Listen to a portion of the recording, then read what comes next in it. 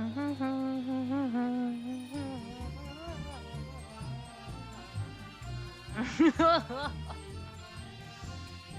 my god.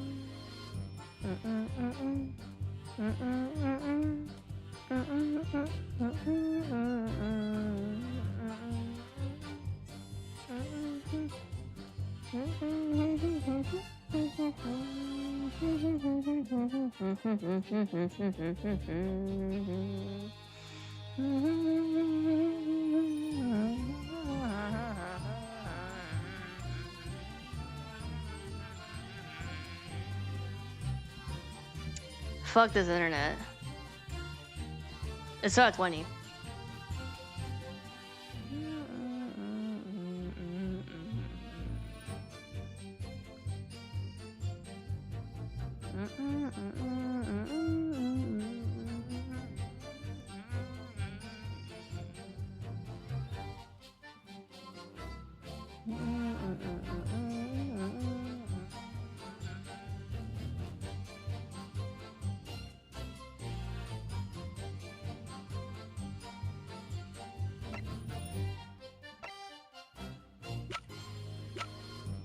Where's the photo? Here.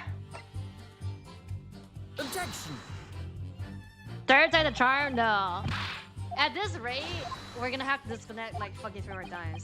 There's like, it's like 3 more hours, so...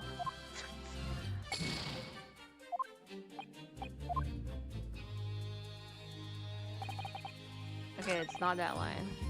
Okay, maybe it's just not this then. Nothing like that would just show the paper. You need money now. Objection. I don't know what line it is here. Might have to save for another day. No, I am not saving this shit. I am not saving this shit.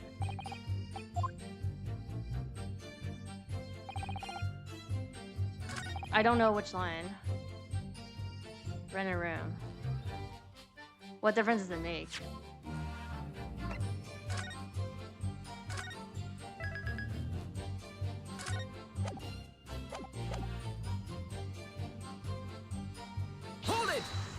Oh my god, I did not want to fucking do press. Oh my god. You know what? Let me just do that.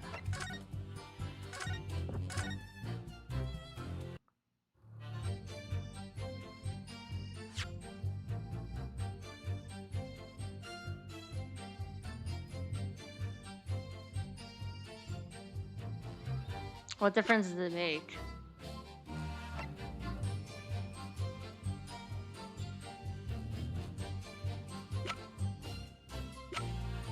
The board? Objection.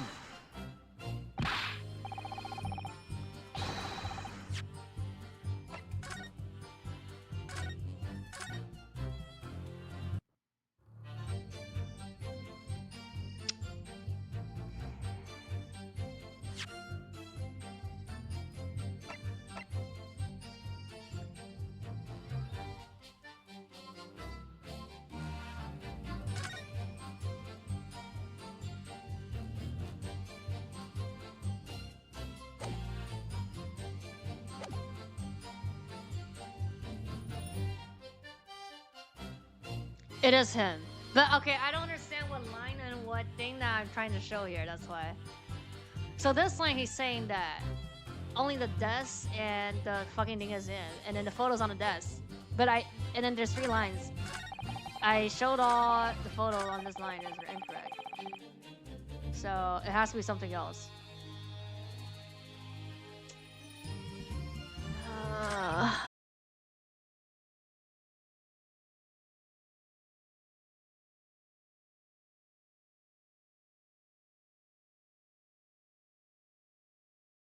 He got fired? Objection. No.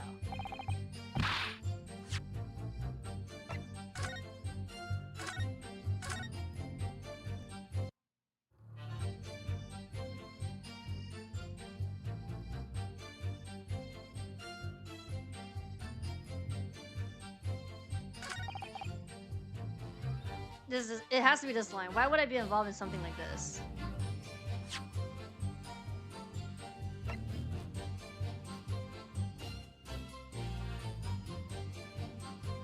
Who gave the photo to us?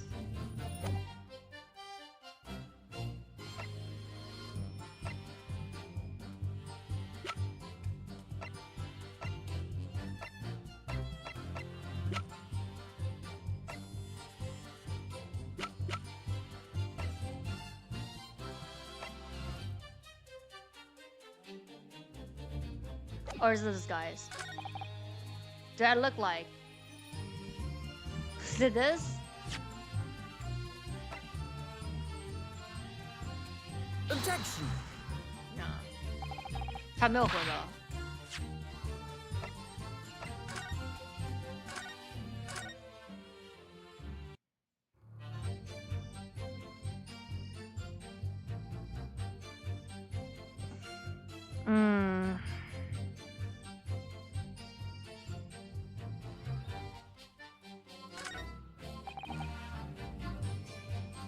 Think or forget those brand lips.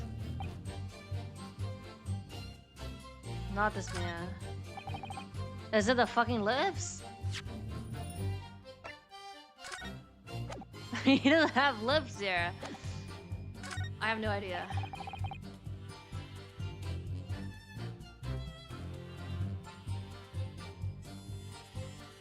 What makes it different? He died in your place. The photo? Objection. I don't understand the logic here on this line here. 相框3个都试过，我第一个试就是相框，不是相框。Like the first thing I fucking did was the photo on the 3 lines and it doesn't work, so it's not the photo.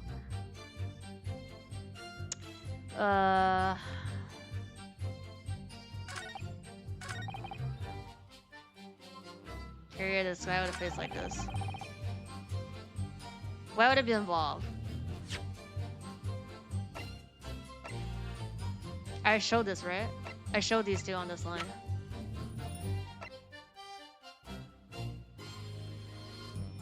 Is it the autopsy of this? Autopsy on this?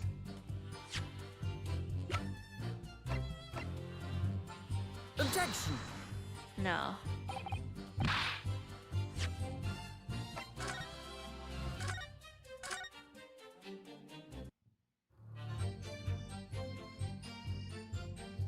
Brutal.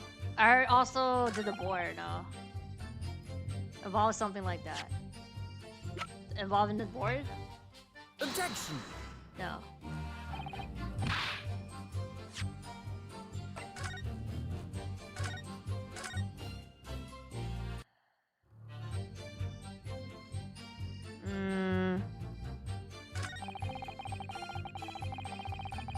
All alone. I showed the photo of this, but it's not right. Objection. What the fuck? I did? I didn't? Oh my god. Fuck. Oh my god. If you have no king po, as you put it. Okay, I did the wrong line. Okay. Then explain why is that the most sparse furniture. Furnishing, we found this photo in this room, bruh. Oh my god. I presume as you've been running the room that this photograph belongs to you. Does it not? Oh, well, nope. Mr. Bone, drop the present and tell this court exactly who you really are. I don't know what you mean. I'm a peddler, I keep telling you so. Wrong line. You really don't need to bother with me. Please just leave me alone. Leave it alone. As the man says, leave it alone. Whatever the truth is about this man's life has no bearing on this case. Because it's simply not possible that he impersonated. Yeah, he did it. But he has the... How can you be so sure? Just look at the man. No amount of skies could ever hide those unmissable features. Objection! But what if we were to look at the other way around? What do you mean? Yeah. Well, there's no denying that his lip is very prominent indeed.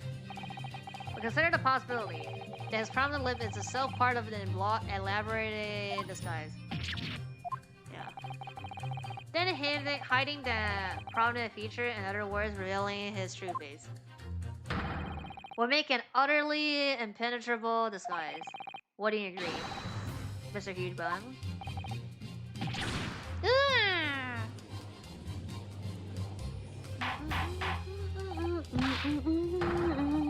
Good witness, are you still hiding the truth from this court? If that's a disguise, then underneath it, his true identity must be. Yes, that's right. There's only one person he could really be. My lord, the defendant believes it can reveal his true identity to the court. No, please, no. So he has to be the correct then, no? Very well then, Console. What is the true identity of the peddler who is simply by the name Gossip on the street? Take that! Your real name is actually Vilger, isn't it? Mr. Daly Vilger. Yeah! Don't recall that name, Gossip. Who was this? Virgo. It's a name I encountered yesterday, my lord. It has to do with a certain client of Sherlock Holmes. A young gentlewoman came to the detective asking him to locate her missing husband. The woman in his photograph, in fact, this is Mr. Virgil. Mrs. Virgil, what? From what I understand, you haven't returned home since the night before the inspector was found dead. But of course, on that night, you were being held captive by the two red-headed league men. And last night, you were put up by the prosecution service in preparation for testifying in this trial. Because we have been led to believe that you, Miss Venice, and Mr. Sandwich were all homeless. Being an important witness in this case, we need to know where we can find you, of course. And that explains why you're not only been able to return home, but also unable to contact your wife.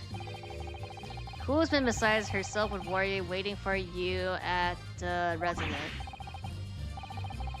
Now. What I'm talking about? Really? Waiting for... Hold on a minute. Waiting for you at the residence. I don't have the first idea. It's a simple enough matter to confirm my suspicions. All we have to do is pull off that disguise. No, please. Gotta take out the injection from the lips. Belen brings soap, sponge, and a washbowl at once. You're restrained the witness, bruh. Wait, my lord. See, my lord. Bruh. Ooh, ah! No. Stop. Get off. Don't. Me when I get lip filler. Me when I... Oh my god. Oh my god. Oh, is that... Oh! Oh my god. Bruh.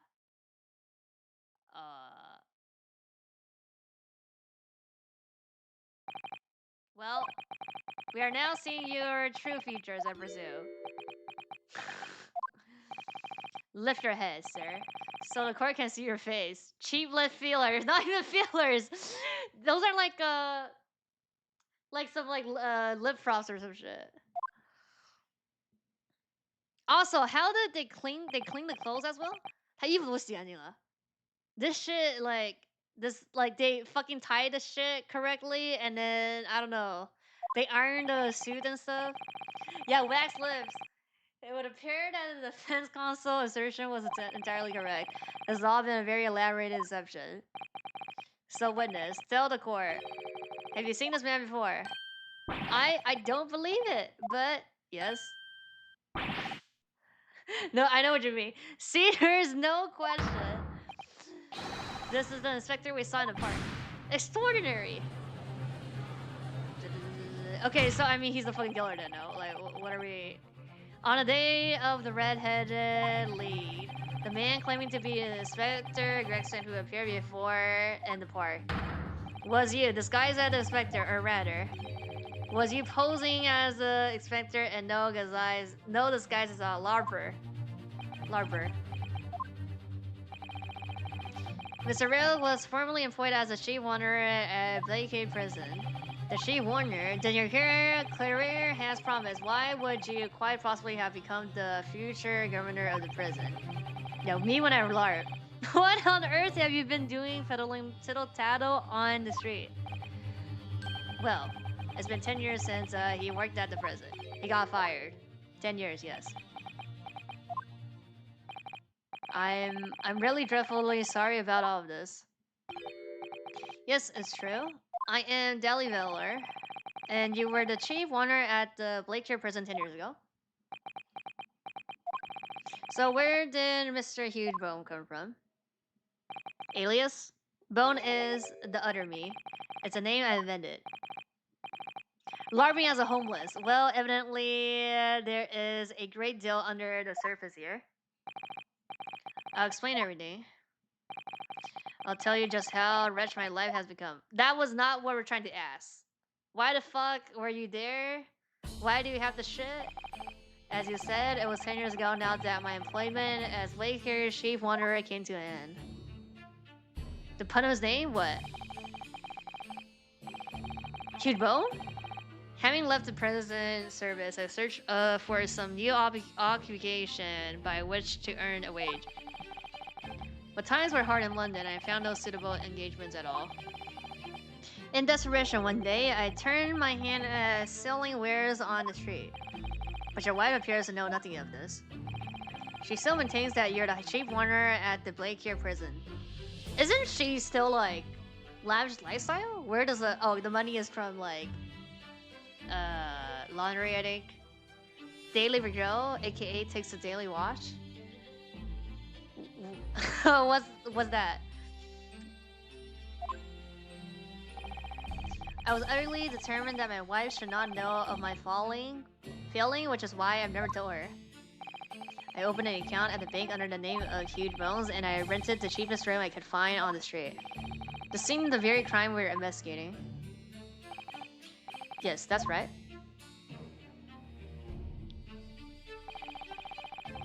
A place from I could emerge every morning at 8 as a squalid peddler, and transfer myself back every evening at 5 into a well-dressed man about town before returning home. That quickly became my daily routine. There's like literally like serial color, like dual life narrative here. I was puzzled by the lack of furniture in the room. But that explains it. But why on earth didn't you just tell this in the first place? I have a wife, sir, and 2 sons, and without wishing to sound self-conceited, they regard me with some pride. I cannot bring myself to disappoint them. So instead, you decided to conceal your occupation from them? Yes. I made such a terrible mess of everything. Still, one thing doesn't add up. No matter how many tidbits of information you could sell to a passing gentleman, even at 16 pence, yeah. You couldn't hope to match a salary you must have commanded as chief warner at the prison. Very true. To have kept your family in comfort despite 10 years of somewhat misgotten employment. That was all thanks to Inspector Gregson. Huh? What? Oh, that was his secret job to investigate? Inspector Gregson, what on earth? It was some years after I invented Bone and begun my other life as a street seller. He, the inspector that is, recognized me one day. Do you mean to say the victim was an acquaintance of yours? Yeah. I knew him from my time working at the prison. When he saw what I had become, he was deeply troubled for me and my family. And from that day forward, he visited me on the street with increasing regularity. Go from sad to crashing out? So he can't be the Kerpik then. Then one day he asked me if I could carry out a secret assignment for him. The Reaper, yeah. A secret. What was it? I was to impersonate the inspector. What? Impersonate him? What? What? We always met in that little room so the inspector could brief me. Visit Orcracy tomorrow and take a statement from the property. Okay, no, it's just like letting him to use his ID to do work, no? It's always something along those lines, surveillance work, interviewing people on those occasions. He would lend me his identification so people would believe who I was. My instructions were to make an impression. To let people know that Inspector Gresson had been at work. And for those services, he compensated me financially. A Scotland Yard Inspector Rowling relinquishing his identification into your care with intent to deceive that, as I'm sure I need not to point out, is a very serious criminal offense. But why? What was the point?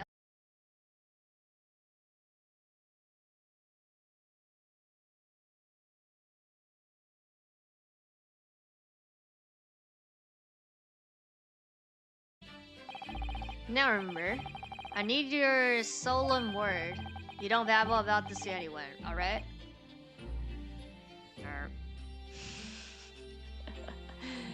Ever. Even if, well, if I end up a crocker... It's getting to the gusto, it is. Oh! Penny? In time, he started to bring papers with him to the room as well. It became something of a second office for him. So, in fact, the person who declared himself to be Inspector Gregson at a park on live stream was really... Yes, it was me. Acting on the inspector's order. As usual, I removed my bone disguise, and then went as instructed to the park armed with the inspector's identification book. It never occurred to me that the bruise on my neck might give it away.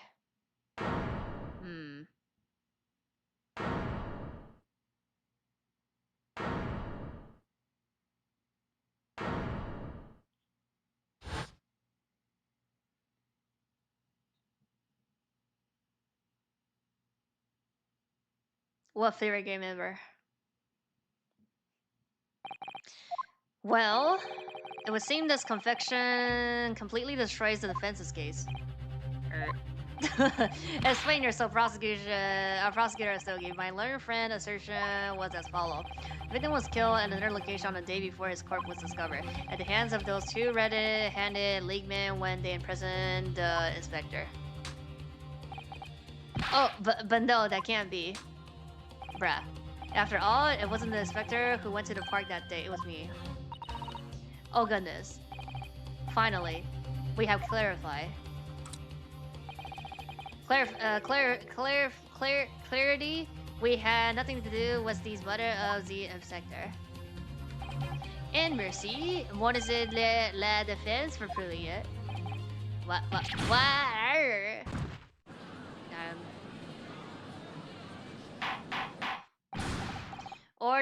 Order. Indeed, it would appear that we had reached a de facto conclusion of sorts. These witnesses had no involvement in the murder of the victim. As proven somewhat ironically by the defense. I hereby call an end to the cross-examination, bruh. Hold it!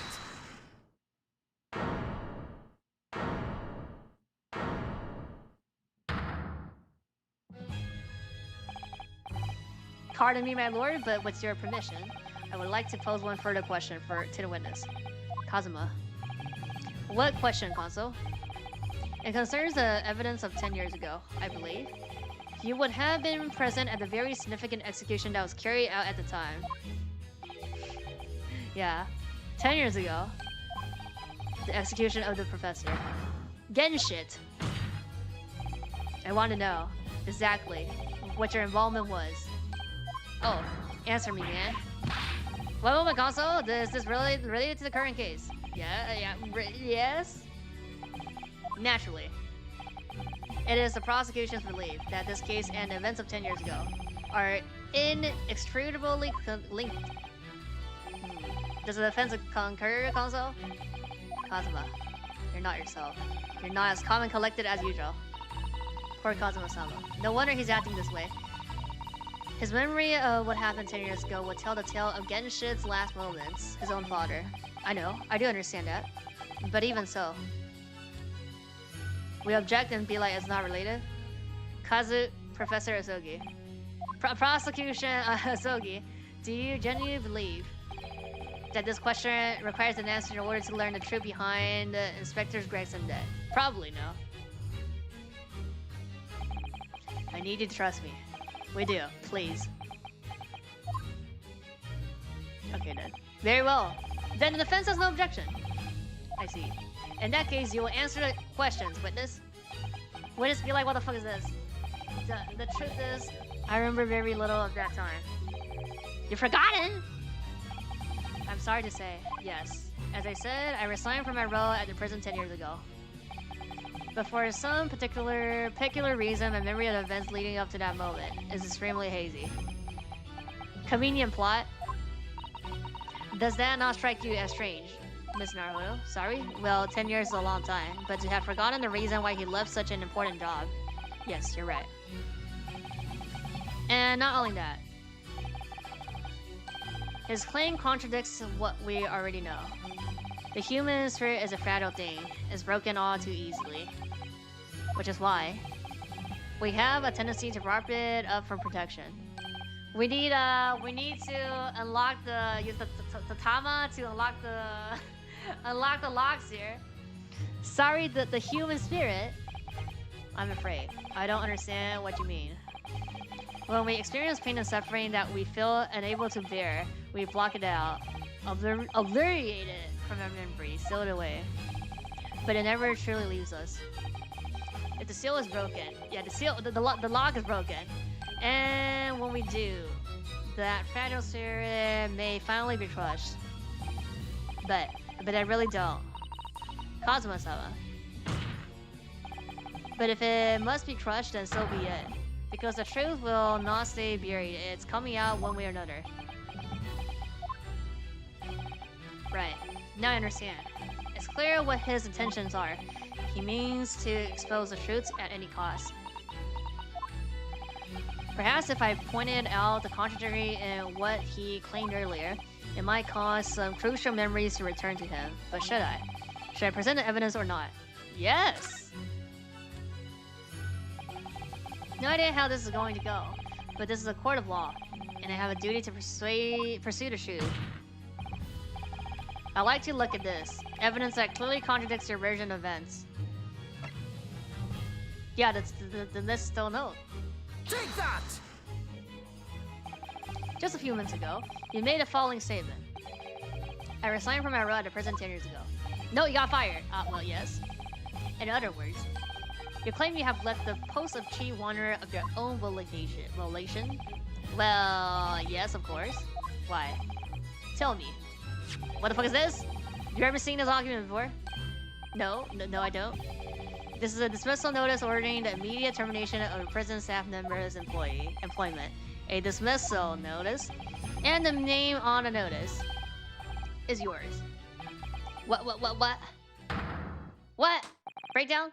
It's mine? So you didn't resign from the prison service at all. For some reason, you were dismissed as chief warner from Berkeley. No, there's been some mistake. I'm sure. I'm sure I tender my resignation. This dismissal notice is nonsense. Oh, isn't it? If you're forcefully dismissed, there must have been good reason. Clearly, you did something. It's time to break the seal and have you remember. Thank you for the raid. According to the few remaining records, the final execution that you supervised was on 17 June 10 years ago. On that day, something very serious took place at Berkeley Prison. The 17th of June.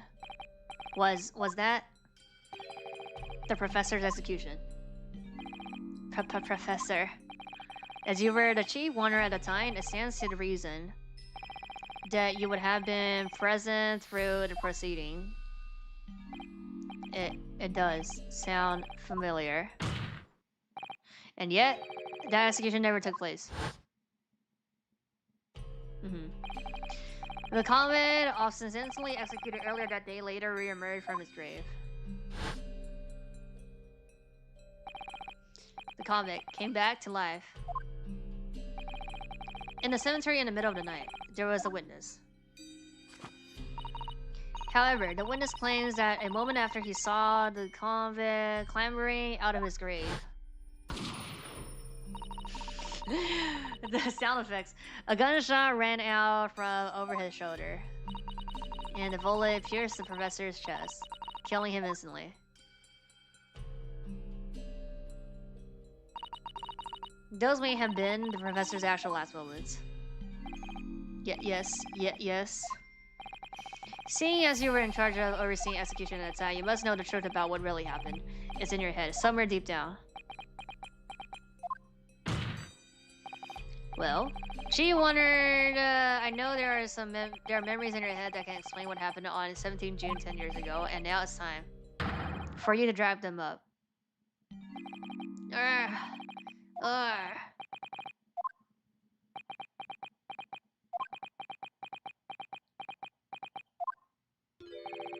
Yes, the whole prison.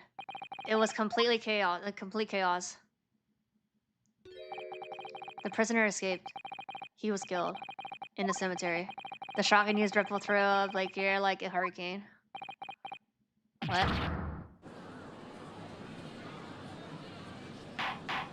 Good thing this is a close case. Close court. Order. Do you mean to say that your memory of the time have returned? No amnesia anymore. My head, it's like some floodgates have been opened.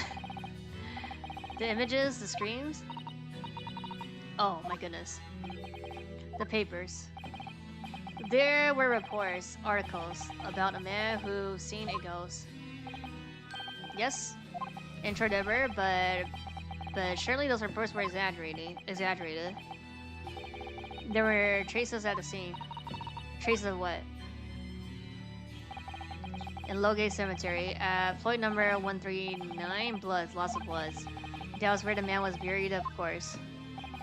Obviously, something terrible had happened there. The depths of the conspiracy and depravity from which this tale is emerging are quite staggering. I reviewed the police records from that time extensively. A thorough investigation was conducted by Scotland Yard to ascertain how the convict managed to escape in the first place. And the conclusion reached by the investigating team was that a member of the prison staff must have been involved. Are you suggesting that a prisoner wanted to bid the man's bid for freedom? Yes, and I was suspected of doing it, of using that mass murderous execution as a way to help him escape. Why though? You did what? I remember now. The horror of it all is coming back to me. One evening, a few days after execution, some detective came to the prison. I was called to the governor's office at the top of the watchtower. Is he like spinning faster now? I'm sorry. Dally, this is a serious business, but I cannot help you know. As chief warner, you were responsible for overseeing the execution at Fort, eh? Well, it seems that the fellow at Scotland Yard wants to have a few words with you about it. You better pack your things.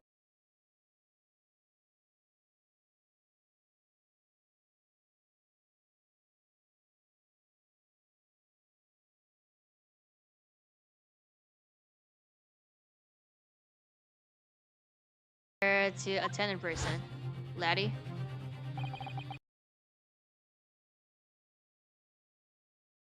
And the next you, the professor, the most hated killer in our country's history. And I let him escape. I'm finished my life.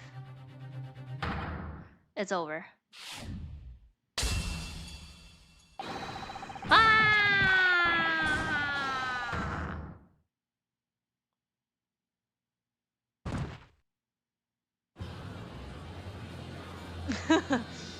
Dude, come on, hold on back. Order of a lift, fetch a doctor at once. Bruh. Court is adjourned for today with immediate effect, bruh. Day 2, let's go. So, with Mr. Vigil's collapse, proceedings came to an abrupt end for the day. Yeah, five black cyclops broken. Once again overshadowed by the legacy of that notorious killer, appearing like a cursed ghost ship on a foggy ocean. Lord Van Zeeks, Mr. Vigil, Kazuma, and Gregson. You're missing Gina? All of them bound by invisible chains anchored to the same wreckage in the murky depths of the past. But the miraculous light that had been trying to cut through the gloom and shine on those tragic events was playing on the edges of the truth at last.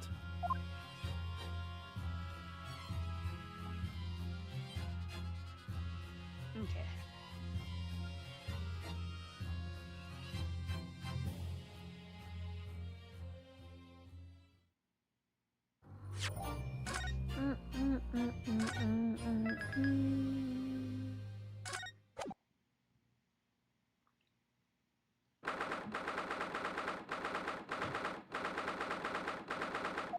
What are investigating? His place, right? So can White believe what just happened? I know. I inquired what the belief after the court section was adjourned, and it seems that he was taken to hospital to recover. Right. Deadage. 10 years ago now. He attempted to commit suicide by jumping out a window of the prison governor's office, but ever since then, he's completely blocked the memory of those events from his mind. Nobody knew his secret, not his family, not even the man himself, but I. I forced it out, into the open. Was it wrong of me to do that? Did I overstep the mark? I wonder. It wasn't you, it was Asogi. Bruno? Oh, Iris. You're miles away anyway. I brewed a fresh pot of soothing tea for you. Oh, thank you. You and Susie have made an exhausting day so far, haven't you? Oh. Thank you, Iris. How thoughtful of you. Do you happen to know where Mr. Sholmes is? When we came out of the courtroom back into the defendant's antechamber, he disappeared. Oh no. I don't know. He just suddenly sprained his feet and left. All he said was, I must leave. I wonder if he's pursuing the mystery of Inspector Gregson's death. Well, you know what Hurley's always saying, don't you? There are mysteries in this world that should perhaps never be solved. For the construction of the solution comes only at the expense of the destruction of something else. What does that mean? The thing that you literally was like thinking about. He knows very well that when you open somebody else's wounds, you probably open your own too. But he just can't take his own advice and leave well alone. Solving mystery is too important to him. That's so true. But that's what I like about Hurley after all. Suppose that's a lot of great detective in some way.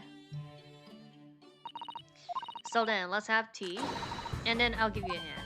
Oh, do you have time, Iris? Yes, I finished this month's manuscript at last, with barely a day to spare before the deadline.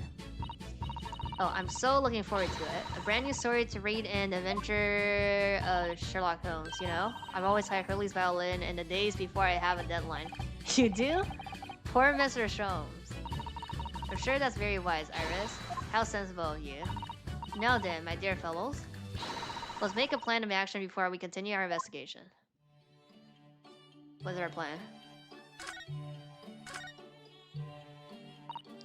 So, how did it go in court this morning? Well, we still don't know the truth about what really happened, but one thing's increasingly clear. Lord Van Zeek definitely didn't do it. Oh, goody. Yes, that's right. We managed to uncover several new facts as well. Oh, really? And there was another development too. Kazuma. Yes, it's quite clear now that Kazuma-sama is not himself. The way he's acting is almost as if he's possessed. I know. I mean, at the end of the proceeding earlier, he was like a bloodbound the way he was chasing down his forgotten past. He's not normally so miraculously persistent. What's going on in his head, I wonder? Really need to sit down with Kazuma and try to understand what he's going through.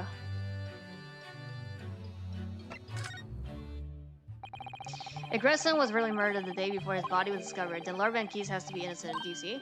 What? The day before? Well, that should be easy enough to work out. Just by examining the corpse, surely. Yes, you would expect so, but curiously, the time of death no time of death was included in the autopsy report. That is curious. There is still unanswered questions about Lord Van Keys still, aren't there? Oh, do you mean? I mean, what he was doing there on the street that day in the first place. Well, according to the man's testimony, he said he was investigating Gregson, didn't he? And it turns out that little room was actually the inspector's secret office. Oh, that sounds like it has all of the making a wonderfully devilish plot. But then why was that notice board in there covered in all those particular papers? Papers about cases with a link to the Reaper. I'm starting to get a bad feeling about all this. Oh dear, that sounds more like something horribly devilish. We must start by looking into Gregson's movement of late.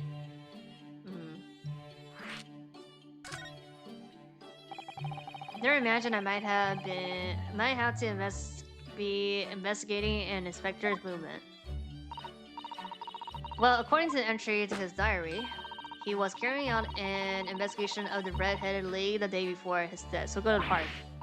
Oh, you mean he was doing the same as Hurley? Well, Mr. Sholmes was trying to apply, whereas the inspector was supposed to be investigating. I do wish it had been the other way around. Anyway, as it turns out, the inspector who went to investigate the Red-Headed League that day wasn't actually Gregson at all. It was him in possession of his identification. You know what that sounds like to me? Establishing an alibi. Oh my. Yes, you're absolutely right, Iris, but why would he need an alibi? It would appear that the inspector has something to do that he wished to keep in secret. I don't believe it. I always thought he was just a harmless lover of fish and chips. Perhaps they were seasoned with something a little more potent than salt and vinegar. I think perhaps we should try to move away from food and allergies. Well, anyway, if Lord Mances felt the need to investigate Gregson. Yes, I agree. And he doesn't want to tell us why, huh? We must find out what he knows.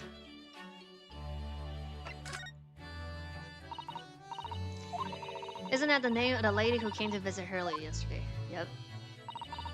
That's right, to ask Mr. Strong if he would help her to find her missing husband. So we found her husband, we get paid, huh? Only Mr. Jones completely passed the buck to us, actually. Didn't you say that he had been taken to hospital? Do you know which one? We're gonna go, okay. Ah.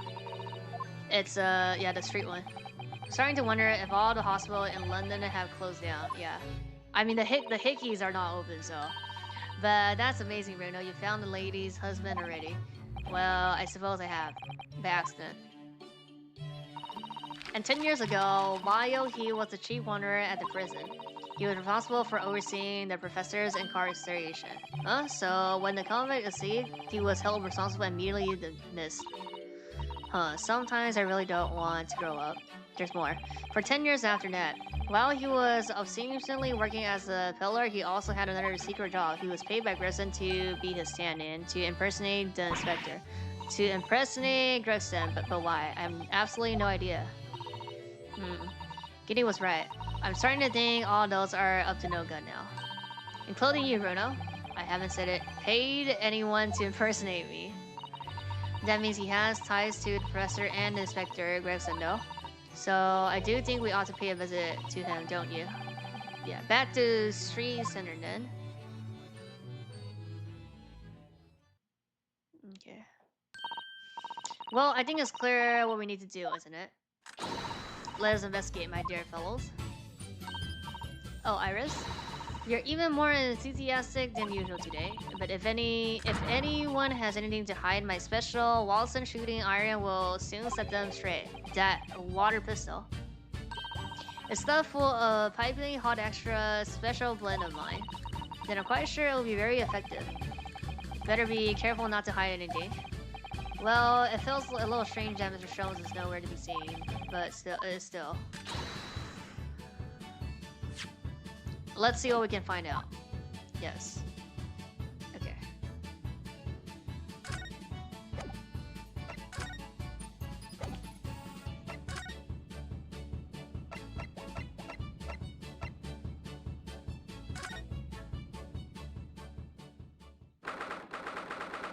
No more mouse. Nobody's here.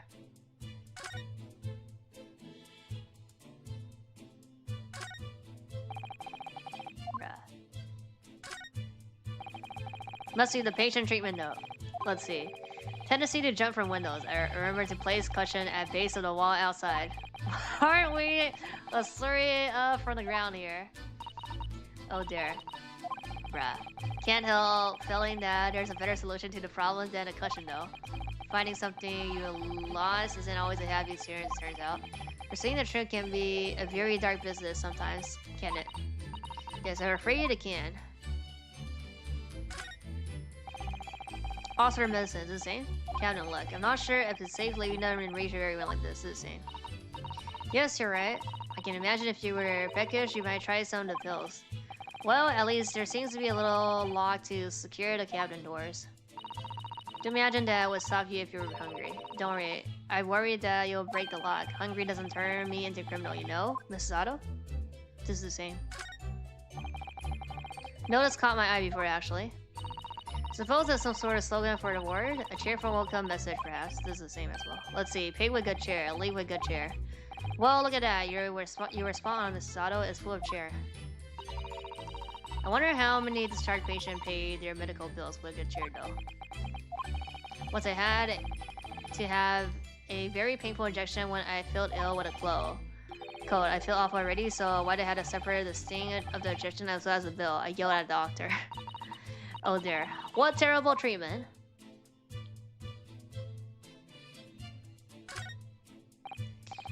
Patient treatment notice. What did he say? And render endless of laying? I suppose that's referring to the patient in his bed.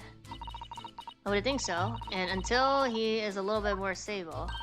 It's probably just as well that he has a kindly person in the neighborhood at his bed. The endless part is a little worrying though, isn't it? I mean, what if he suddenly declared that he'd like to take a trip out of the window? Would this endless of legally patient simply open it for him and save you, I guess? Let's check with the doctor later. Pair of crutches. Before we came in Britain, I hadn't realized they were used here as well. Imagine they were imported in Japan from Great Britain in the first place. Oh, so no one in all Japan a broke leg before their arrival.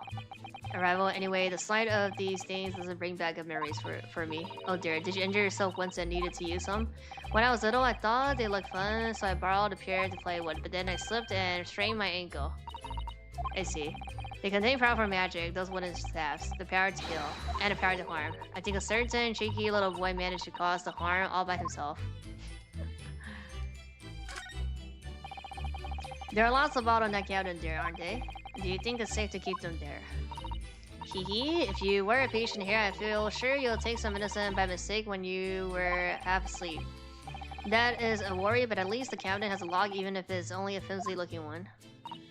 Oh, I've no doubt you managed to unlock that somehow while you were half asleep as well. There are limits even to what I can do when I half asleep, you know? Yeah. Okay.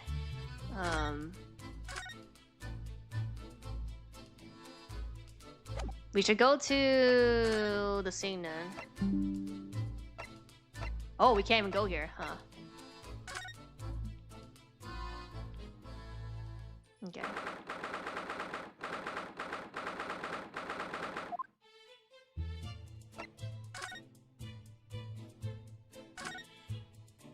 I mean, we were here before. That's not here now. Prison? Oh yeah, we have to ask Lord Manzik, huh? Yeah.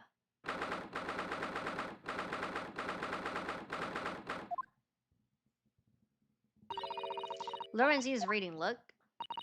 He doesn't seem to want visitors, does he? But he must have noticed that we're here, surely.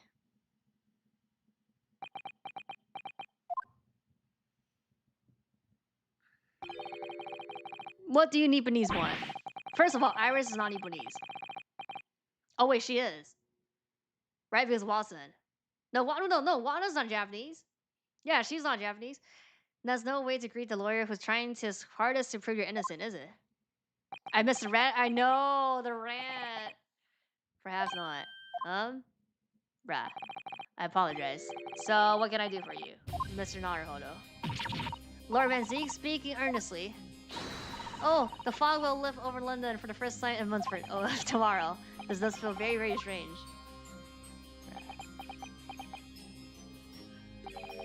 I must say, I was impressed. Ooh, well, thank you. Not by you, by your fellow Nipponese. You're a prosecutor, friend.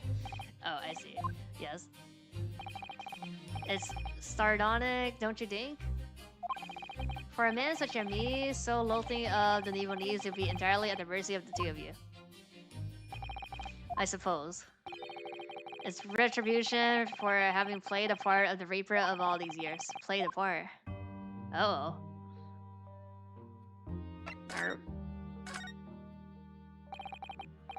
Oh, I know who the Reaper is. It's fucking Rexon. You once told me that you gladly allow people to believe you were the Reaper because it helped reduce the amount of serious crime that took place in London. If keeping quiet and playing the part benefits the cause, a cause I myself am committed to pursuing, then why would I choose to say anything? But the henchman of the criminal killed by the Reaper attacked you only the other day, and that was just the most recent of many attempts on your life, wasn't it? Someone is clearly profiting from your silence about all this. Someone is using you. Believe me, ever since the Reaper first appeared, I've been doing my uttermost to expose him. Or rather, expose the organization. Ah, it's a whole organization. It's just literally just a force. It's just a Lord Harstron. It's inconceivable that all those accidents were orchestrated by one man. No, the Reaper always appeared to have very accurate information about the accused in each case, which can only mean that somebody at Scotland Yard is involved. Someone at you can't mean. It's taken me many years, but I finally identified a central figure in this Reaper organization. Oh. Yeah, Tobias Grayson. No. Grayson the Reaper.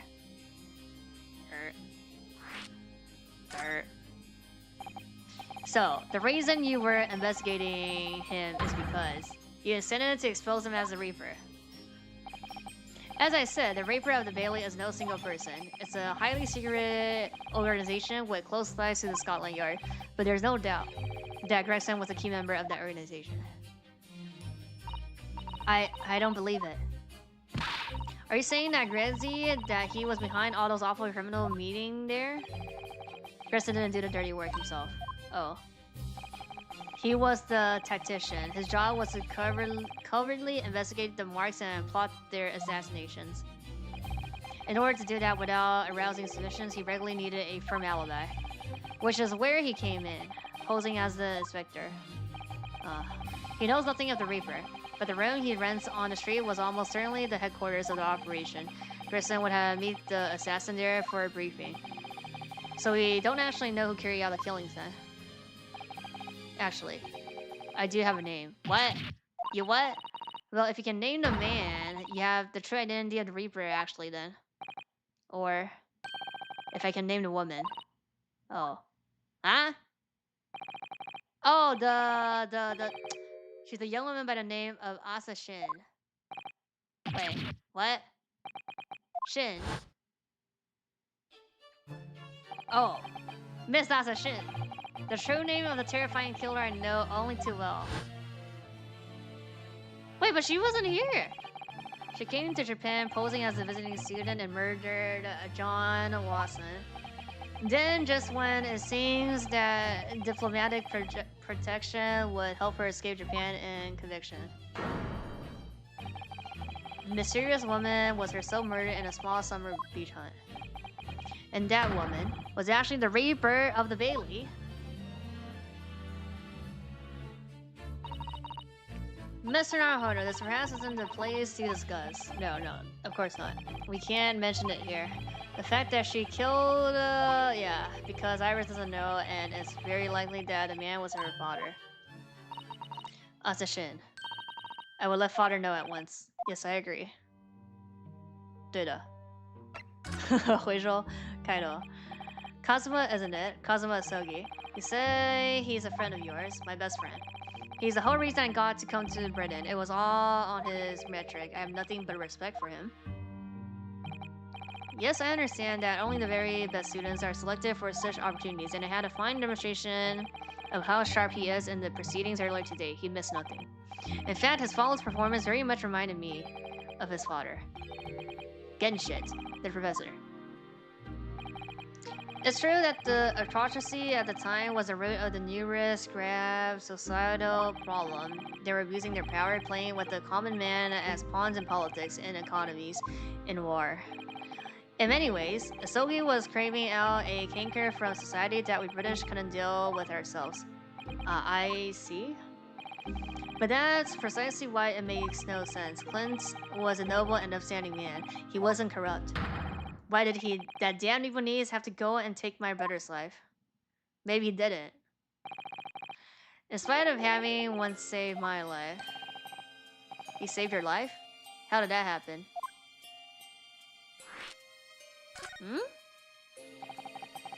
It was 10 years ago on a foggy night.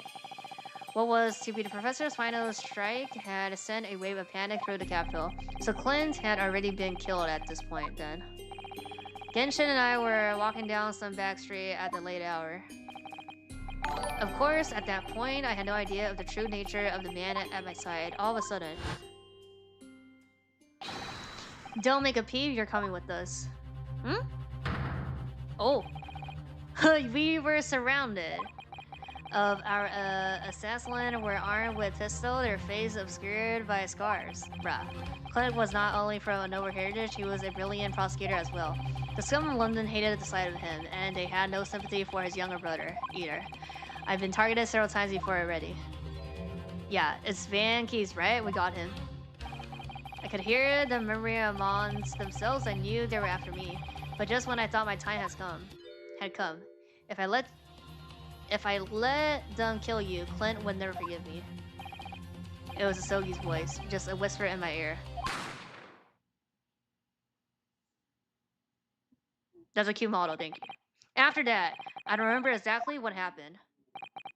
The next thing I knew, there was silence all around. Genshin lay on the cold street, blood was leaking from his left hand.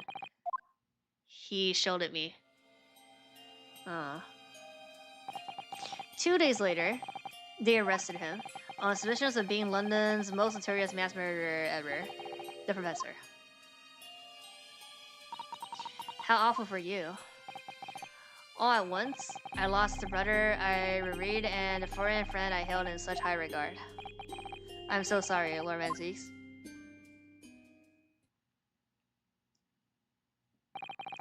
That's the end of my miserable tale. I never thought I'll recount it to anyone. And well, thank you for confiding in me. The Professor, the Reaper, and Inspector Gregson. I wonder just how imitatively related they all are. I still can't quite believe that Gregson was essentially the Reaper, giving assassination orders to Jezzel Brett. Mr. Naruhodo, let's go and inform my father. I'm sure our government will want to hear about this new information. Oh, that means I get to meet your daddy, Susie. Uh-oh, hooray. Yes, alright. Let's head back to the Waterloo Hotel then. Great Waterloo.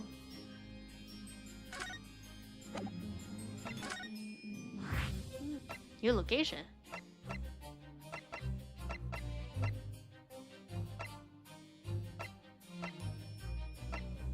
Oh, because it was locked before, huh?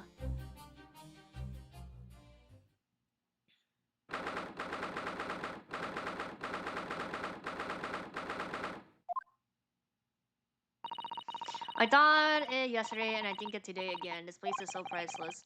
It's a wild guess, but I have a feeling you'll think the same tomorrow too. My tea has a finer fragrance than whatever they're serving in the tea room here though. What do you say? Ah, look who we have here. This is an unexpected pleasure. Ah, father? Oh, is this your daddy, Susie? How lovely. What a charming young lady. And you are?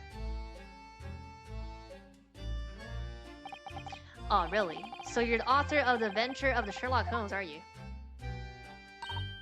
That's me, Iris Watson, at your service, sir. Susie's been such a wonderful friend to me over the last year, you know? Well, Miss Watson, I must say I read your work regularly and with much interest. Iris actually lives with Mr. Jones, you know, father? Is that so? Well, perhaps that goes some way to explaining that bright look in your eyes. Hee. You wouldn't be smiling so early if you knew just how bright she is, believe me.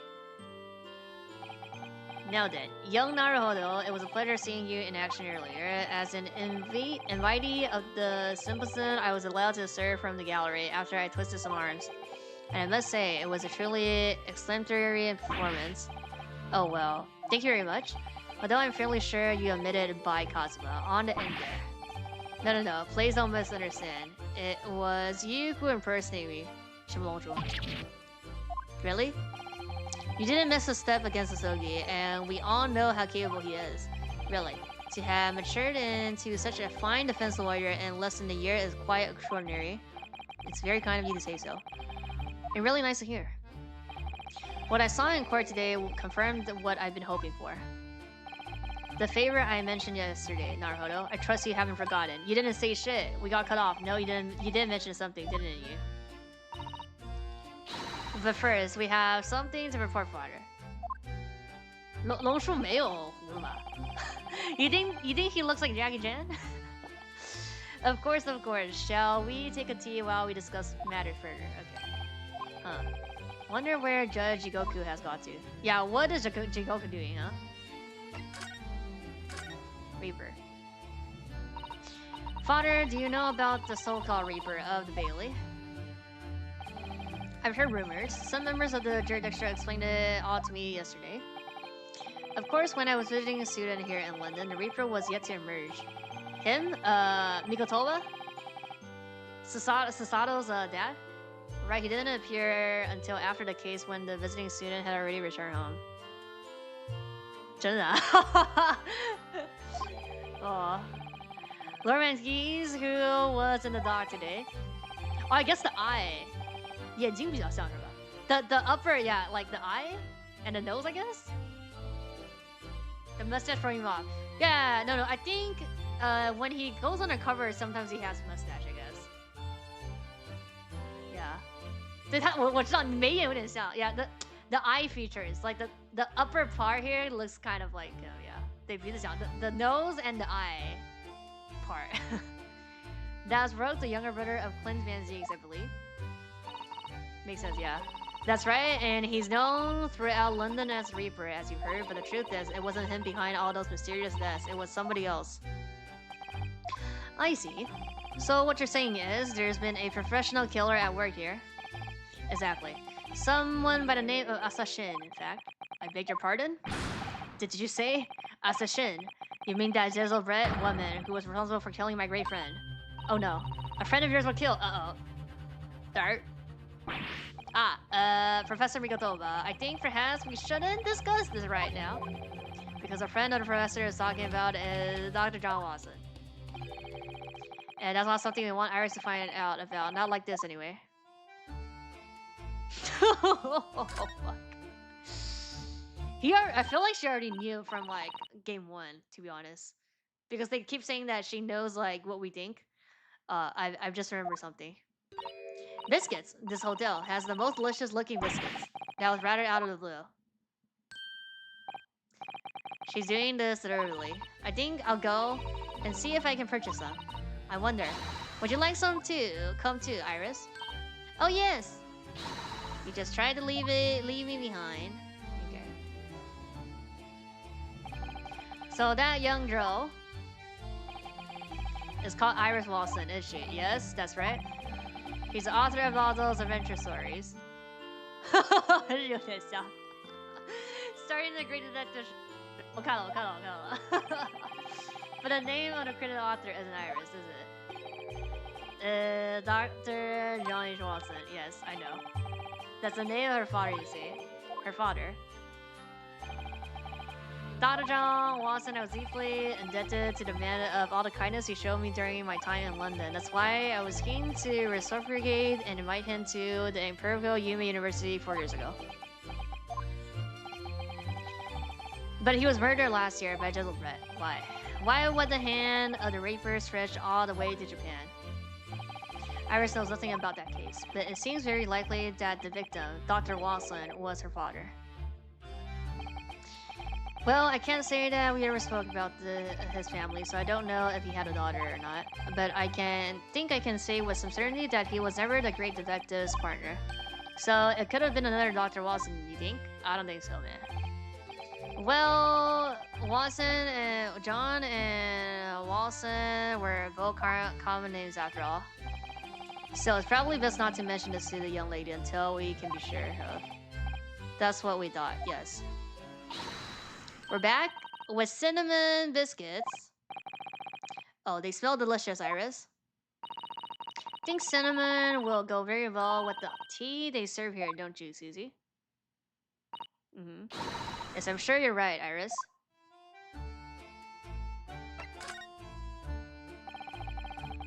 I haven't seen Judge Joku for a while, have you? Sus? Guilty, ha ha ha. But that guilty is still ringing in my ears. No, now you mention it, I haven't seen him since this morning either. I suppose since the Symptoms opening was postponed, he has gone to explore at the Great Exhibition. Huh. That reminds me of something you mentioned yesterday. About Judge Joku having once been in the dock himself. Oh yes, it was all tied up with that accursed trial. The close trial of Kazuma's father. Seshiro was trying to mitigate Genshin's guilt, so he took to the stand to testify. But he got a little carried away and actually managed to break the witness stand. Oh my. He also says some contemptuous words about the British Empire for which he was charged. Oh dear, although it's worryingly easy to imagine him doing that. Well, it was alright in the end. He was acquitted and we returned home to Japan together. Thank goodness. Oh yes, talking of Seshiro, I have a copy of the photograph we all took together here yesterday, please.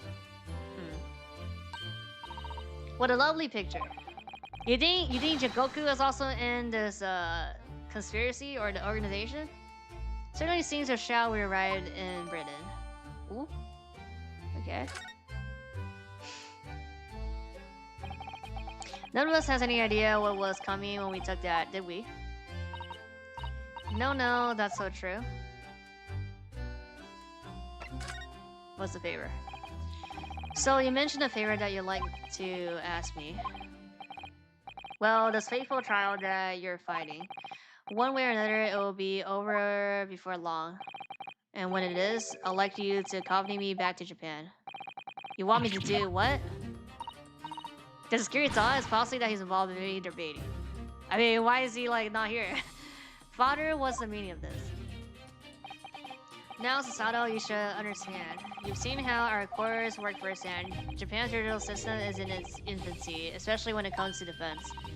Oh, you mean the Supreme Court of Jurisdictional is in desperate need of a good defense lawyer? As soon as possible. Really quite urgently, in fact. But I've not even been in London a year yet. I read all of Sasato's report and I'm well aware of your extraordinary talents. And having seen you in action with my own eyes earlier today, there's no question.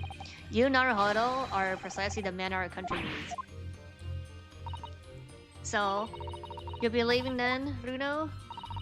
But then, what am I supposed to do, Father? You came here to serve as Asugi's judicial assistant. Oh yeah, she's supposed to be Kazuma's assistant. Our government is still in the process of deciding how best to deal with his situation, though. You've always chosen your own path, Sato, and I trust your judgment. In this matter also, father. Please, a pair of you, don't look so downcast. It's merely a suggestion, you understand? I hope, if I'm honest, but I won't force you. All I ask is that you consider it, and come to a decision by the time this trial concludes. Yes, alright. You won't leave, will you, Bruno? The thought hadn't even crossed my mind. Up until now, I've just been trying to do what I believe to be Kazuma's will, but it turns out that he's still alive, so... where does that leave me?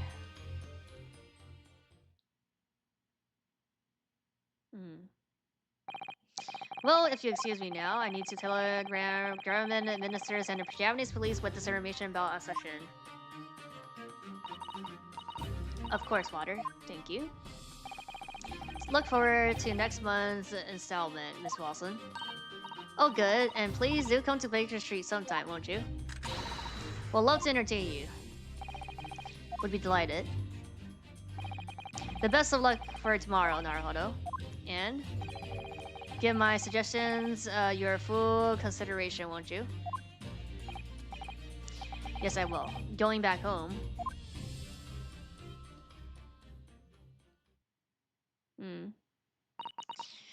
You know, Kazuma-sama has always meant a great deal to my father. I'm sure he'll love the chance to meet with him and talk to him all about all of this. Yes, no doubt.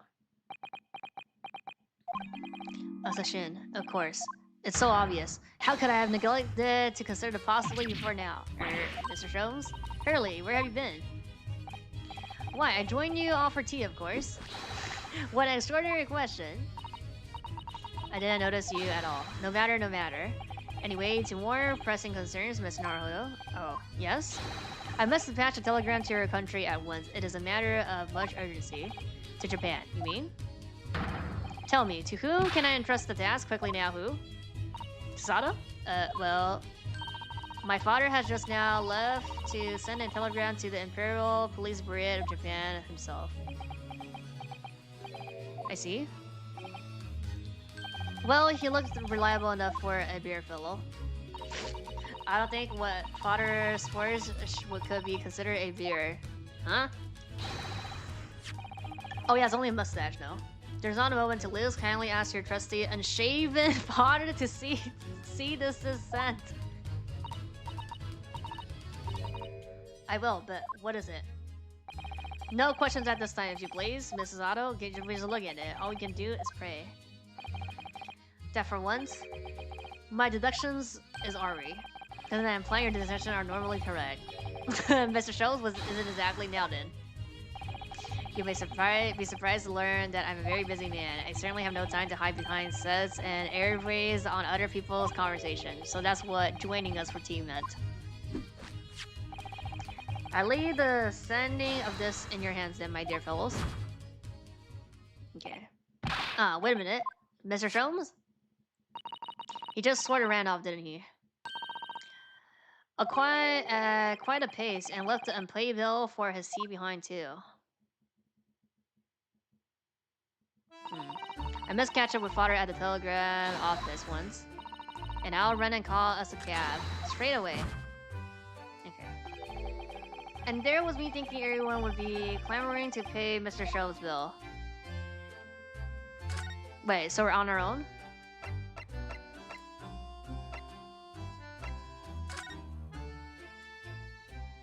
We don't have a telegram office, though. Okay.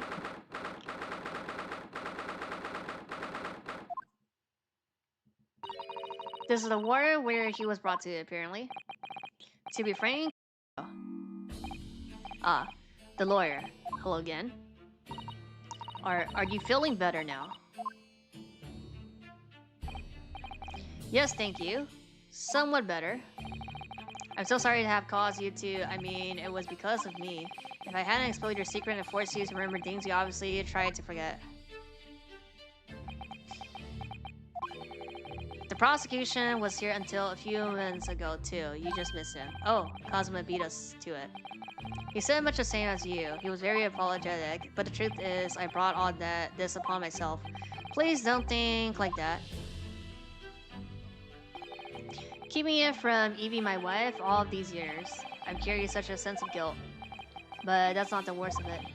Over time, I obviously came to deceive myself as well. You must mean about your dismissal. Looking back now, I'm beginning to think that perhaps Inspector Gresson didn't stumble across me by accident. Yeah, at all. I mean, he compensated me so generously for acting as his stand-in. He was clearly concerned for my well-being and doing what he could to help.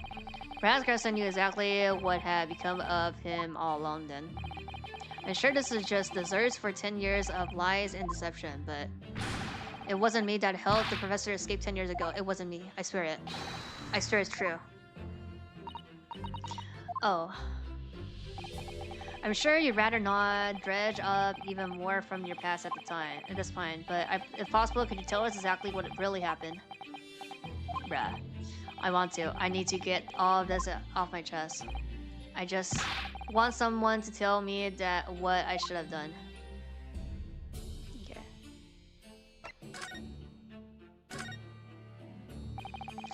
Inspector Gresson was obviously engaged in a special operation of some sort. He was investigating something that even Scotland Yard couldn't know about. Details of the Reaper's mark, yes. It was when he had to carry out those investigations that I would take his identification and impersonate him. You would pretend to be the inspector and carry out investigations on his behalf. Oh no, never. A common street peddler couldn't possibly carry out a proper police investigation. All I would do is to go to the specific location and make a little hoo-ha. Just something to leave an impression. So everyone there would think a detective called Gresson was here. So that's what you were doing on the day prior to the incident. Okay, what if they show a picture and be like, have you seen this guy? And they'd be like, no. Because he didn't disguise as like trying to dress up as him. Like facial feature. Even though he doesn't look. Unless they're saying that Gregson also looks like no particular features, so just like, oh, doesn't look anything. But then they could still be like, okay, his hair is like wiggly, and it's like Gregson doesn't have wiggly hair, so. Or be like, there was no fish and chip. But like, something's wrong. He asked me to make an appearance at the park on live stream for the Red-Headed League event. So as usual, I flashed the inspector's identification around and was very vocal about my present. But then you were taken prisoner by those red-headed flosters. Yes, so you would always make a point of showing his identification, generally being Lao. That's what the inspector asked you to do, yes. Well, that's one way of becoming a legendary detective, I suppose. Not a good one, though. And as you know, I suffered this bruising around my neck at their hands. But the following day, they kept their words and released me, without returning the inspector's identification to you, however. We had arranged to meet in the street room at 5 that day so I could report back to the inspector, but at the agreed time, that's when I heard a gunshot. It was midnight on the 17th June 10 years ago. That was the time scheduled for this execution, but the professor's execution never actually took place, did it? Or rather, the execution itself must have been used to affect the plan of escape. I hardly dare to imagine what a chilling plan it was.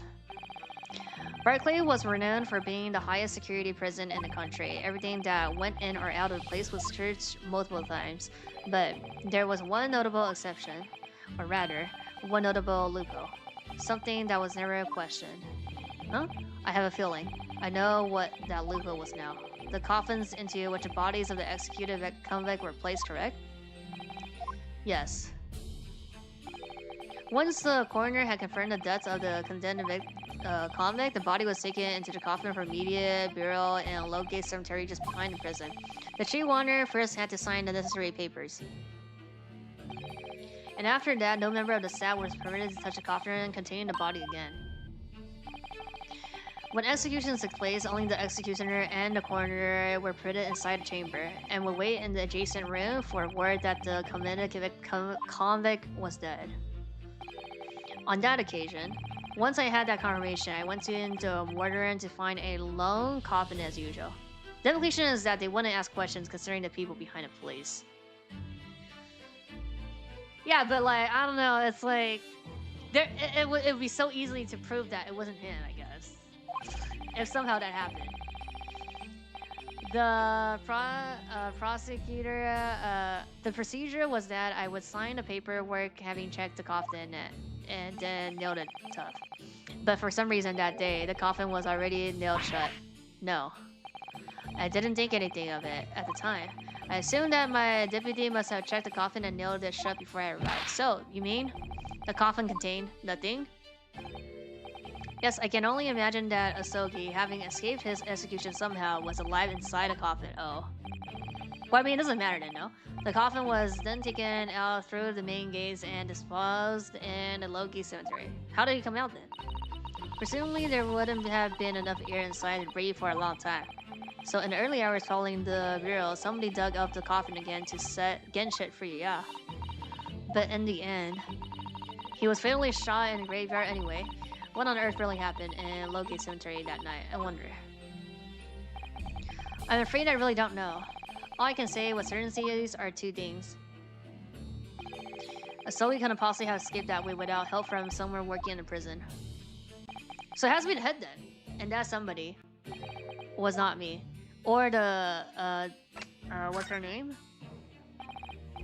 Obviously you knew the man then. The professor, I mean. Genshit. Yes, I remember him well, in fact. Would you mind telling us what you know? Well, having been condemned to death as he was, any contact I had with the man was short, obviously. After the trial, which was carried out behind closed doors, attended only by elite members of the judicial, they called for his execution to be carried out at the earliest possible opportunity. The outcome of the trial was set from the beginning, wasn't it? It was a time of delicate diplomacy when Britain and Japan were in the process of signing an important treaty. That meant that this potentially destabilizing case had to be dealt with swiftly and discreetly. The man had less than a week to end total, and I was the chief wanderer. I oversaw his short stay in the cells until his final hours. I remember being struck deeply by his noble character and incredible resilience. What do you mean exactly? He was a killer of many men, but he was always quiet and polite. He was a gentleman and a man of an intellect. In fact, I couldn't bring myself to believe what he'd done, so I asked him one day. Oh? Those 5 members of the Akarasi whose lives were taken, were you really responsible? I'm guilty of the unforgivable crime of ending another human's life, yes. The following day, the closed trial took place, and the verdict was no surprise, guilty. That night, when he was brought back to his cell, I saw something. Something unusual. Something unusual. What? The last will and the testament of Genshit.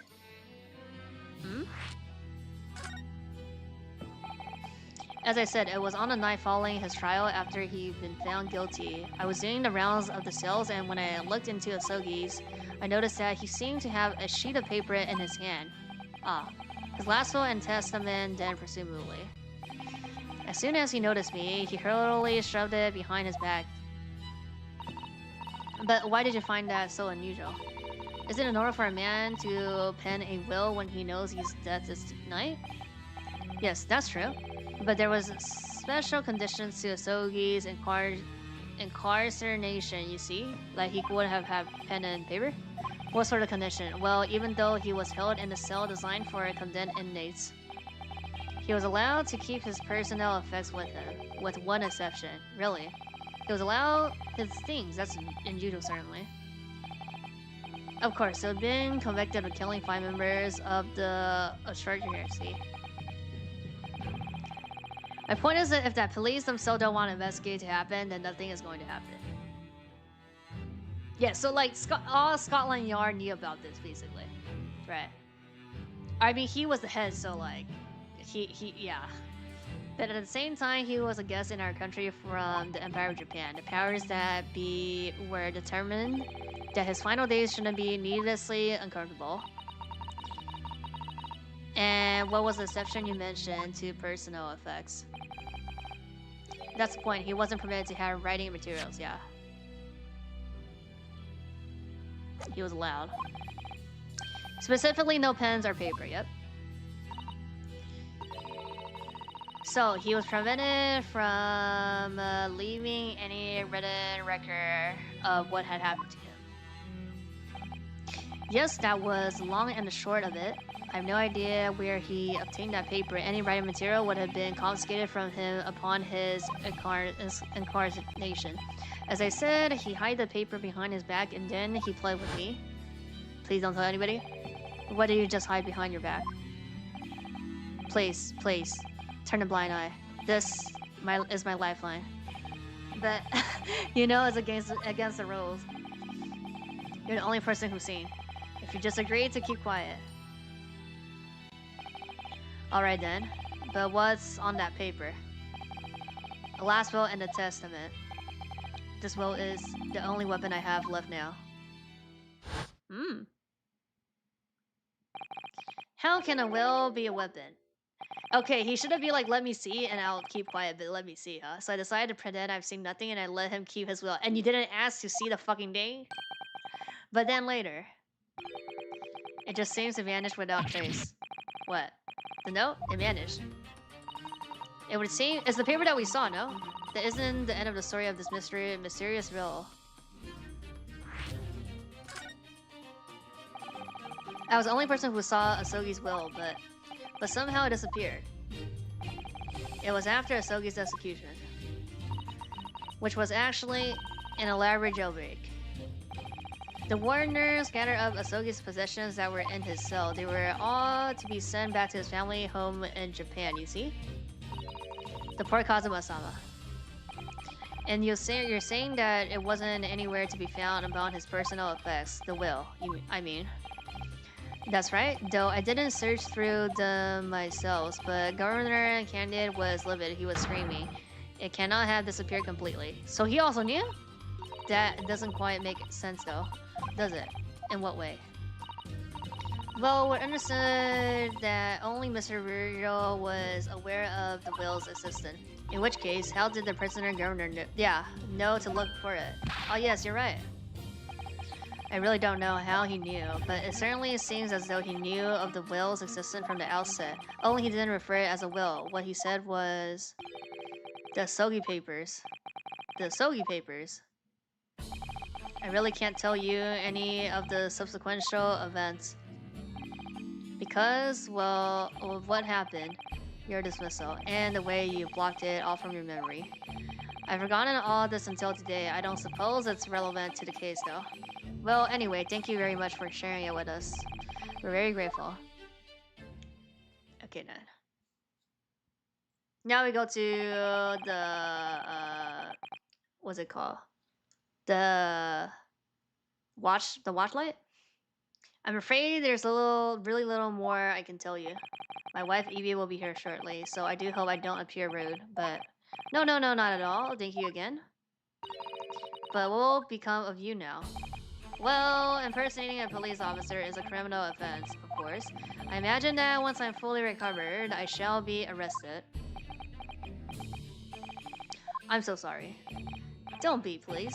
This was all my own doing. I always knew that this day would come. Well, I wish you well. Goodbye.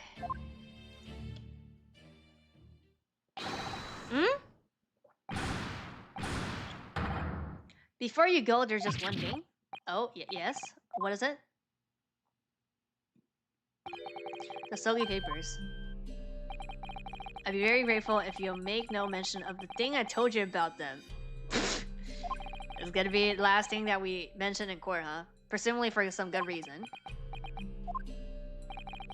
It's my understanding that their very existence is a closely guarded secret. If it became known that I have remembered, well, it could be rather troublesome, I think. I understand. Okay. Some sort of will that Genshin penned just before his death, which the man himself claimed as his last weapon. I wonder, perhaps it has something to do with his plan to escape. If there is anyone who might know about the document that Kazuma's father left behind, yeah. It would be the governor. We know precisely where to go. Back to Barclay Prison, yep. Can I talk to him? Well, at least he seems to be on a mend. You know, his disguise as Mr. Gossip was really quite masterful, wasn't it? Can't remember anything about it except for the floppy flip. I imagine not even his wife would have recognized him, perhaps. But did he really have to take it quite so far?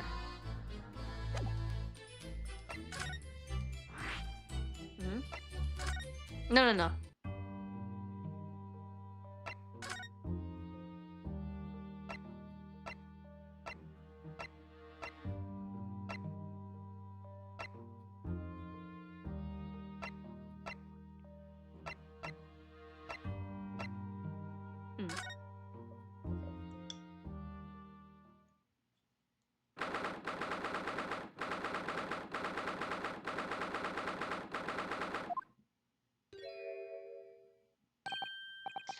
Which back again, are you? Yes? Hello? I've heard all about your investigations. I read the report just now. You found him, eh? Yes, luckily.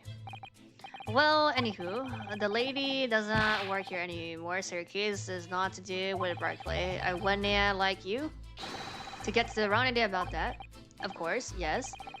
He stopped working here 10 years ago now, so... Yes, we've seen his dismissal notice, haven't we? He was given the job.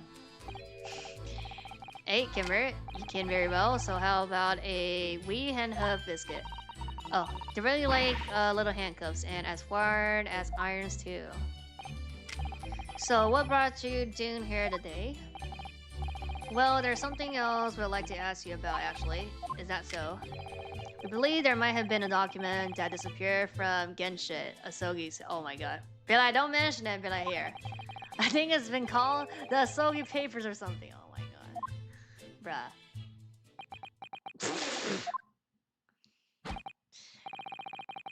Did I know, say? Grisson's this is not to do with things that might have happened at Barclay.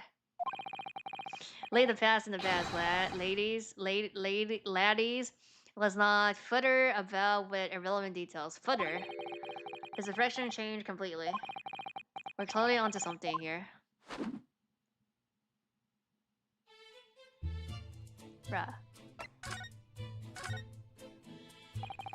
That murderer's watched execution and a whole miserable escape.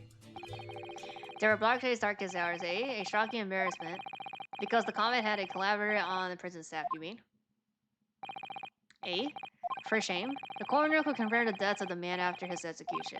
Corby slipped, yeah, and my chief warner at the time, Virgil, who was in charge of the whole affair. But he says he didn't know anything about it. The rascal wouldn't say otherwise, eh? More handcuffs? Oh, how would I say no? You can never have too much iron in your diet. Then when he was handed his dismissal notice as a result of what had happened, he was all so desperately he jumped out of your office window, didn't he? I did not like to say it, but that's just him trying to get off of it. Do you think he wouldn't have jumped from the shock of his crime being exposed? I do. You wouldn't say otherwise, though, would you? Of course, I cannot shun all responsibilities myself. I shouldn't have let him deceive me. Actually, there's barely anyone that kens what went on at the time now. Griston having been murdered and Dr. C forbidden from having any visitors. No visitors. Someone obviously doesn't want her giving anything away. Okay, we go to find her as well? Well, we're not going home empty-handed. And what Jenny dreamed of spending your pack with now, Kimber? Here, take a handcuff or two. Oh, well, it would be rude to say no. Wouldn't want to become anemic. I suppose if there's anybody who might still keen a boot about what happened back then. It'll be that last from the forensic division. Mary. Oh yes, Mary Gorey. The person that was on the papers. The name. A.C.'s daughter. Ah, that's her name. She ain't not have no more just the one, but the Weirbarns, Barons follow in her mom's footsteps. Yeah, Dana ever see her without a scalpel in her hand? Mm-hmm. Mama, what is this? Where does she spring from? And did she just call her Dr. Mama? Dr. C's daughter, Maria, we could do with talking with to her. Okay. So, she's Dr. C's daughter, but her surname is Gory. There's some family history, I'm sure, but I did not keen the ins and outs of it. He grew up watching her man working with the bodies of folks who died in strange circumstances and decided to do the same with her own life. Cannot understand it myself. Perhaps she was driven by a deep respect for her mother. Perhaps, anywho, she was in charge of Gregson's autopsy, I believe. What? She what? And the coroner responsible for this incomplete report. Oh, so also this one. Someone told me once that the wee Lacey always loved her mom's story about cutting up bodies. There's even a rumor that she used to listen to the funeral march as a lullaby, bruh. Well, then perhaps her mother might have told her about the autopsy from the case 10 years ago. Eh? I'd say there's a fighting chance, at least. After all, that was a life-changing case for all of us. We really need to speak to herself about this, I think. Well, thank you very much. I'm not happy about any part of this. It took years for learners to finally forget the whole professor business. Can you give up this, lady? Stop asking pointless questions. I'm sorry, I don't like dredging up these painful memories for everyone. Can you just stay away now, leave me alone, and then I come back here, eh? How about the papers though, bruh? How'd you come to Ken about that, lady? There's no many folks even here in the prison who have heard of those papers. Well, I cannot tell him, he told me. I'm afraid our sources must remain confidential, sir. We've been led to believe the papers are actually a last will and a testament, is that right? The professors, or rather, Genshit's.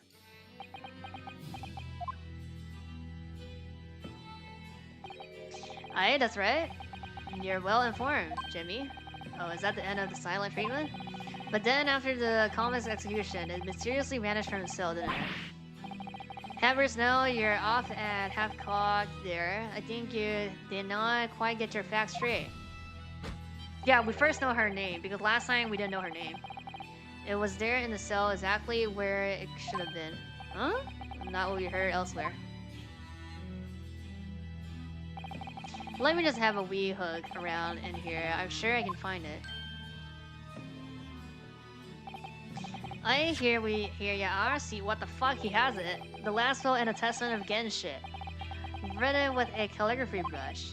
Of course, I cannot read a word of those Japanese squigglies. Oh, but at mine, it says he leaves all his worldly possessions to his son back in his own land. Yes, that's correct. And that's the gist of it. So these are the Asogi papers. Of course they are. Papers written by Asogi. Ain't doubt about that. There's no mystery here, lady. That's your lot. After all the smarmash of that last year of an execution, we sent the man's position back to his clan in Japan, and that was the end of it. I think we ought to make a record of this. Okay. Just in case. I need to look at that. One thing before you go on your way, Mr. Naruhodo. Oh yes, those papers are now not to do with Greg's death. I prefer it if you didn't make no mention of the outside of this office. Or rather, I would not just prefer it. Consider it an order from the highest level of the government. I understand. Okay, let me look at that first. I Genshin, hereby press that upon my death. Okay. Set my fate. That's it? This is random shit then. This doesn't do anything. Never see my Homelander family. Forget nothing about my chosen path. Okay. We go back to... Oh, we don't unlock it though, no?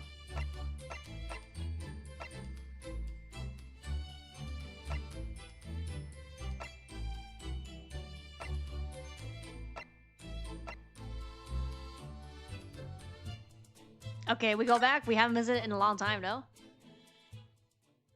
Yep.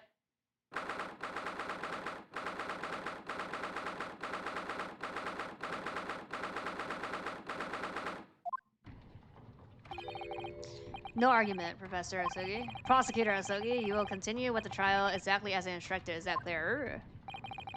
Perfectly. It's Kazuma-sama defying Lord Strongheart by the sound of it. He never did know when to back down.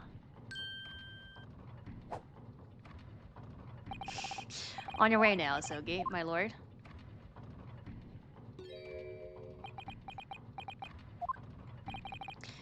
Kazuma.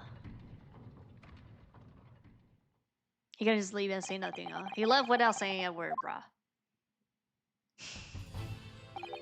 Yes, what are you doing here? Oh, well, I was just hoping to ask you a few questions, if you wouldn't mind.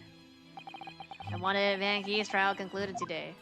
Well, too bad. Prosecutor Asogi's unwelcome inquiries are going to make it take longer than necessary. Unwelcome inquiries?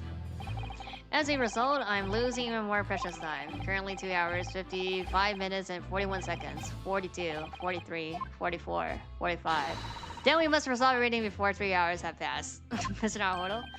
And miraculously, not even 5 minutes. Anyway, I can't let the man's obvious bad mood put me off. I need information. Okay.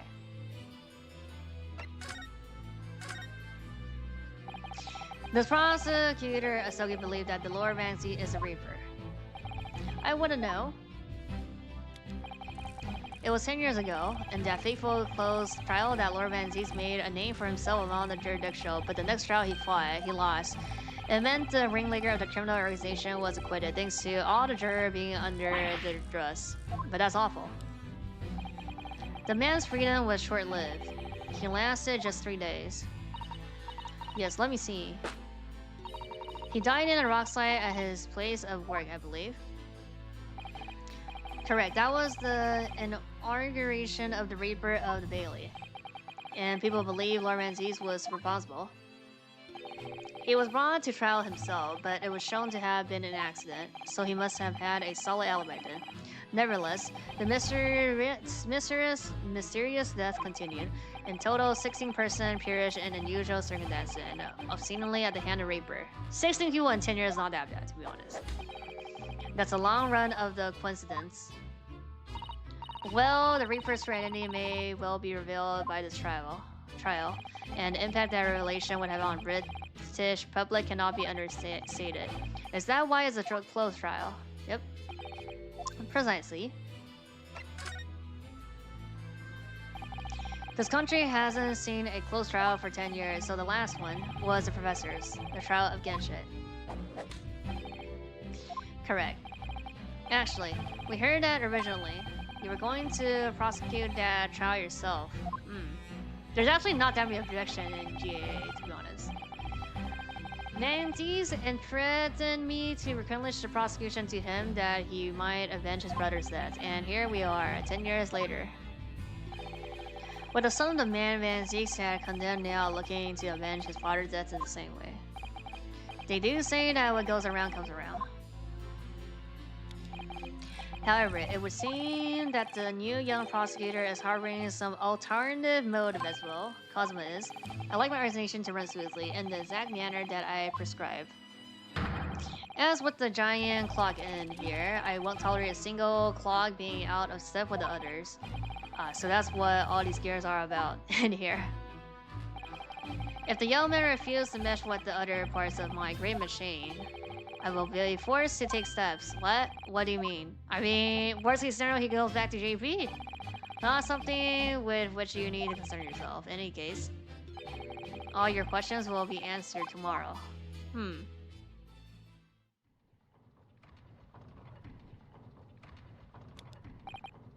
Now, I shall have to ask you to excuse me. As of this moment, I've been delayed for attending my next meeting by precisely 3 hours. Oh my, that's a long time. And I hold you entirely responsible. Even though we miraculously managed to fit everything into not even 5 minutes. I wonder if you might agree to us, talking with the prosecutor, Asogi?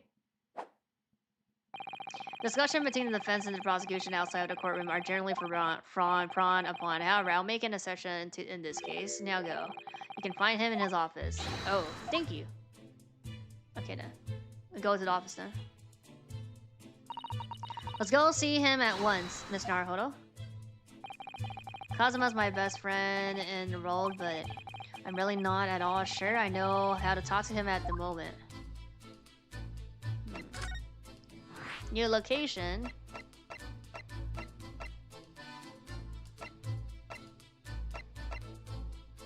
Yeah. Became a workplace.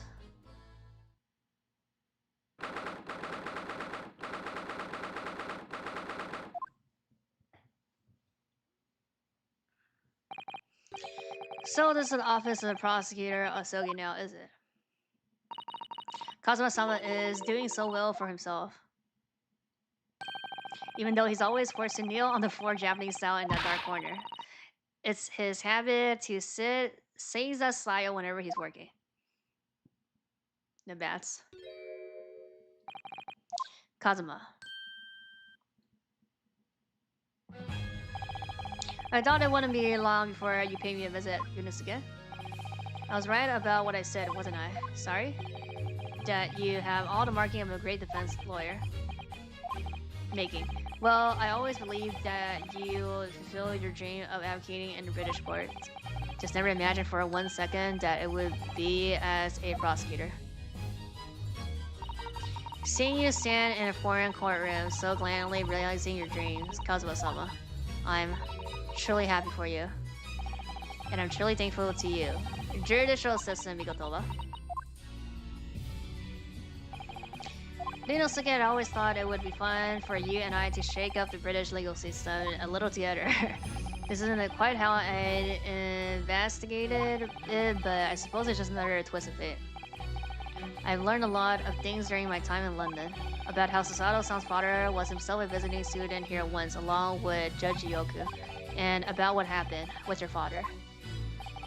Then you have no difficulty understanding why I had no choice, why I had to find a way to get to Britain as a visiting student myself. I want to hear from you, Kazuma. As you wish. Yunosuke Naruhodo.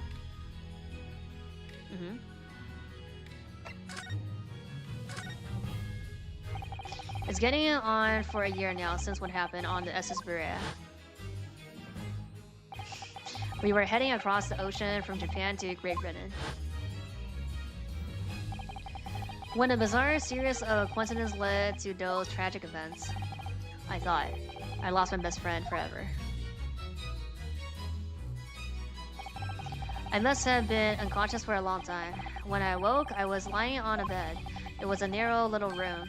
There was a posy of flowers by the pillow. It took me a little while to realize that I was in the cabin of the ship. I slipped out of the room and headed up onto the deck.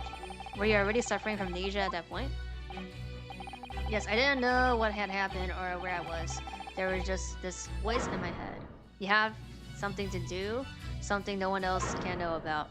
Go to Great Britain, your task awaits you there.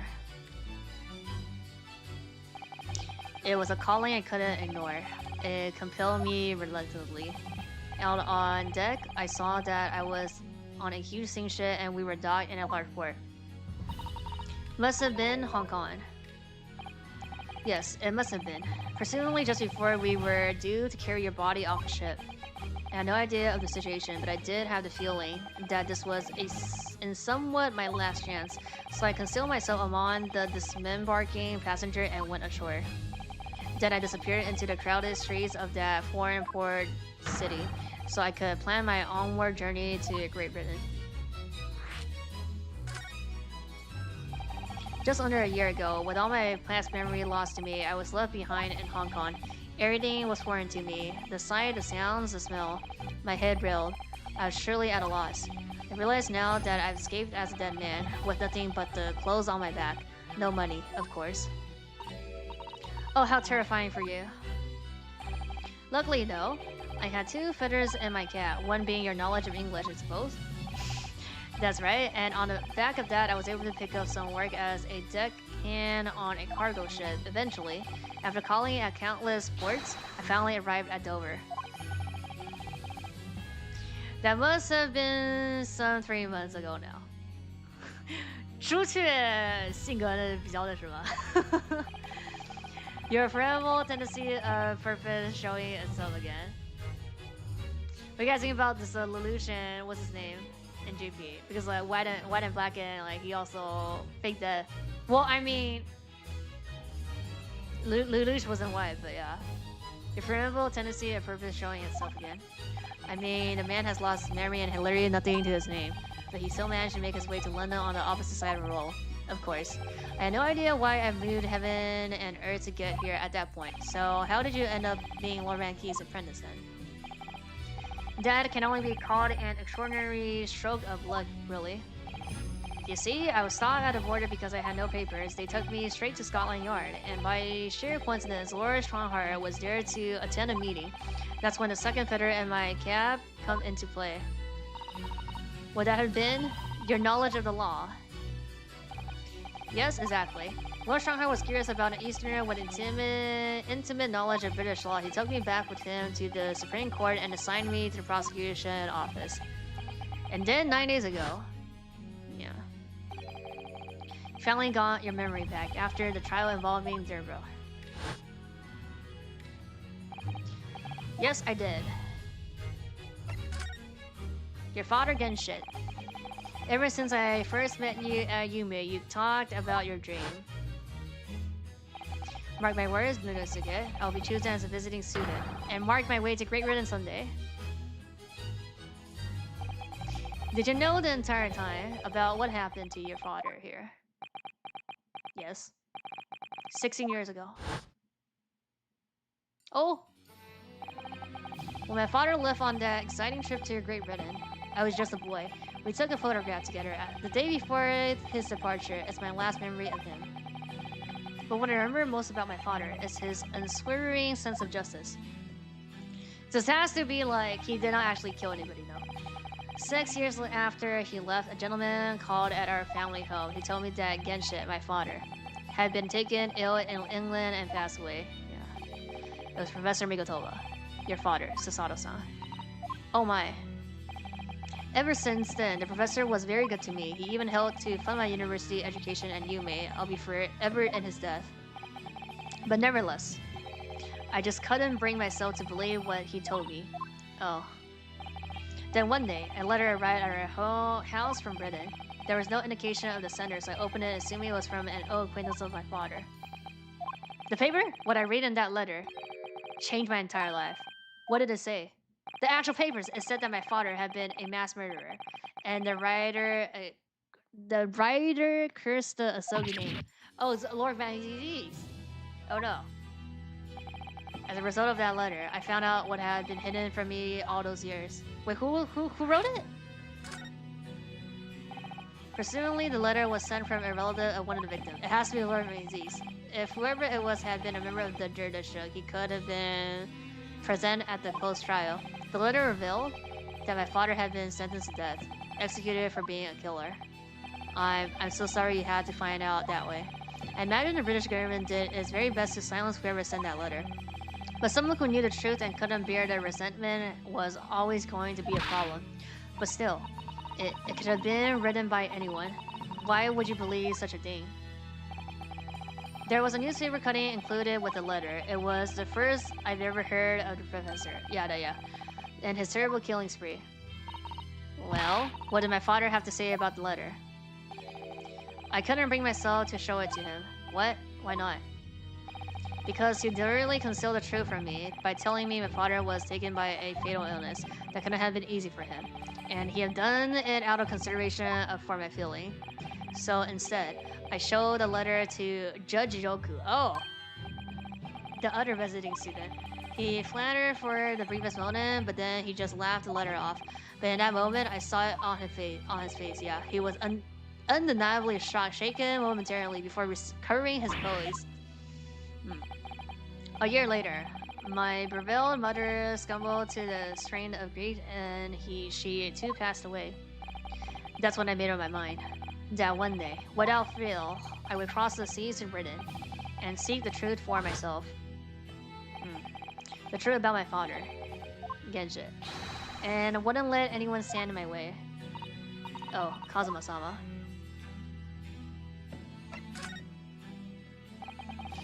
What we learned today in court turned things completely on their head. It was an impressive piece of lorrying. Lauren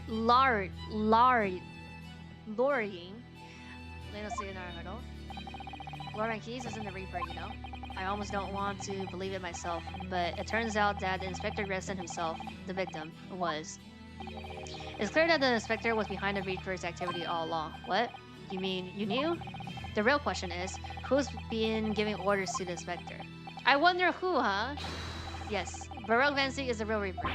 What? And I know that 10 years ago, it was him who decided my father must be a mass murderer and sent him to his grave. No, he was merely saying that justice was done as the law dictates. He's not to blame. Ultimately, it's people who condemn people. The law is just a tool that they use to do it. And when a man condemns another, he must take responsibility for his action. Of course he must, but I know for certain that my father would never have taken another man's life. Kazuma. On the contrary, my father's life was taken by the Reaper. That's it? Oh, we show him stuff now. Oh, the papers. No. What do you make of this? There's only one place where defense lawyers and prosecutors discuss evidence, the courtroom. So it seems you're still confused by the situation. That's what I make of it. I get the feeling my friend's always going to have the edge over me, isn't he? That's it. That's it, bruh.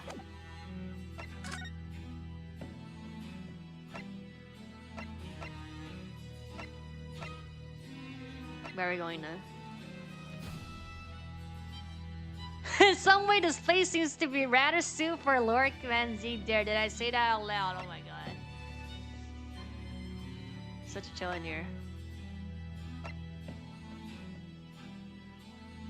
Oh yeah. You sure we asked everything we need to? Okay, we didn't. Oh, we have to examine again. There has to be something here. He was looking at something, no? Oh, he was looking at something here, no? Oh, nothing to click there. Scan for selling just like the last time we were here. Hollow Bureau, I suppose. They're arranged according to vintage, flavor, and region. Every week, they're all taken out and put back in order. What? Every week? Lauren Keys can't seem to settle on the perfect way of arranging them, you see, bruh. Vintage, flavor, and region don't neatly coincide. That's the trouble. Gosh, being his apprentice must be a real challenge. Actually, no. Oh, he considers the task too important to entrust to anyone else, so he does it entirely on his own. So he's a barrel of laughs here and in court then. Rah.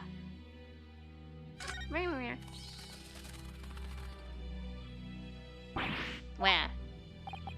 You disturbed the bats, did you? Fitting accompanies of Lord Kamsi, what do you say, actually? I've seen these fine in Lord Honshaw's office too, those I think. Perhaps you had to like birds to attain rank in the jurisdictional here. Although bats aren't birds, of course. How about a sparrow for you? What's that supposed to mean? Oh, nothing. Sorry. Just thinking out loud. Is that sparrow some metaphor thing that's supposed to be?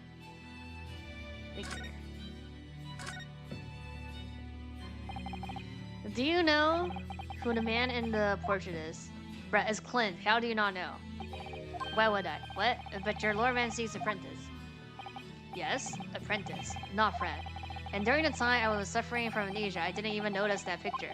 Oh, really? I mean, it's not the smallest picture. I wouldn't have the first idea what the man decorates his office with.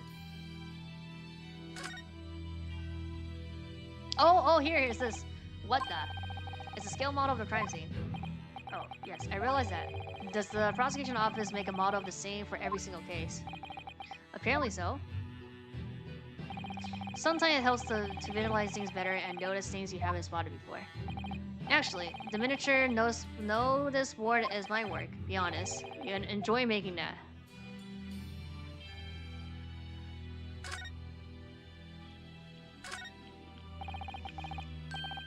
Dear Solarman Keys, incredible stylish desk. It's not my style though. No, I noticed you've been working at the little table on the floor, kneeling down, Seiza Sayo. I thought it was some kind of punishment set by Lord Van Z's when I first saw it. I find it the most comfortable way to work. I cannot do it. After a couple minutes of sitting with my legs folded under me, they started to go tingly. Don't exaggerate, Lunosuke. We both know you can't even manage a minute. Chalice? Lord Van Z's fine collection of Hello Chalice and bottles, all neatly lined up. Yes, he's extremely particular about all that. He's has a strict regime for everything, from the storage of the cassettes to the bottling of their contents. Gosh, he must be having a really tough time of it, being his apprentice. No. Yeah, actually no. Oh, he is so particular about it, he refuses to let anybody else touch any of it. Yeah, quite easy for me, in fact. Talk about weird. Okay, nothing here to click. So we do have to show him something. So if it's not this...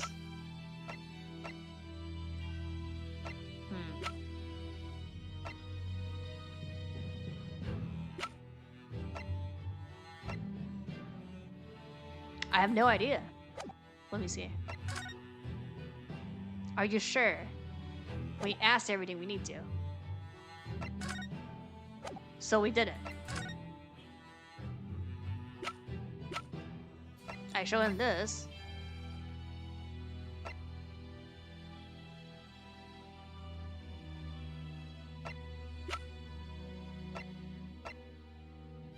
Oh, he's talked about notice board, no? Kazuma. No, okay.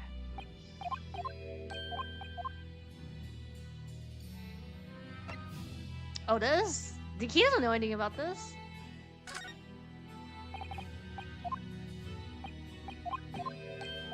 Bruh.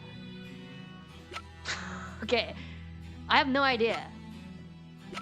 It has to be... I mean... It's not...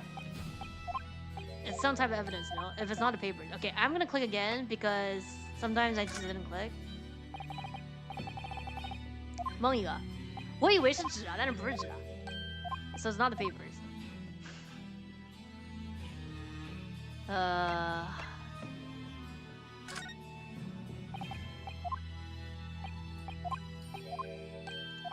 Is it our fucking item? Is it this? Oh my god, is it this?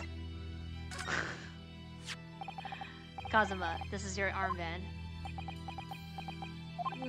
Actually, I think it's yours now. Sorry? You're the defense lawyer. You have a talent for it. I always known that you would, and now you've chosen to take that path in life. As your friend, I couldn't be happier for you, or more proud. Kazuma, so you keep hold of that. Besides, I'm a prosecutor now. That armband would have no meaning for me.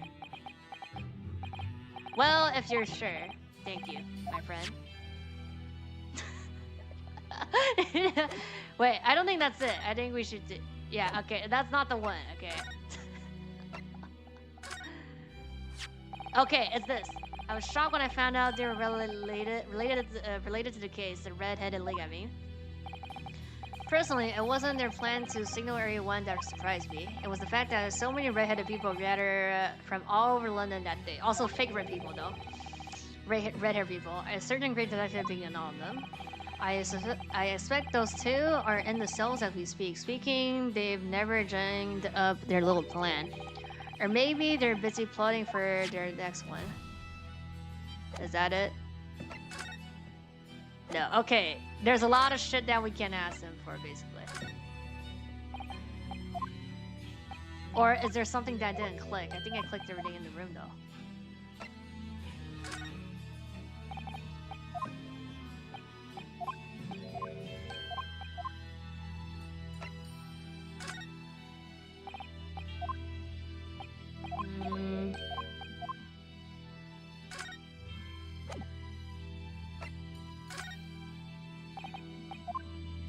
Is it the red hair?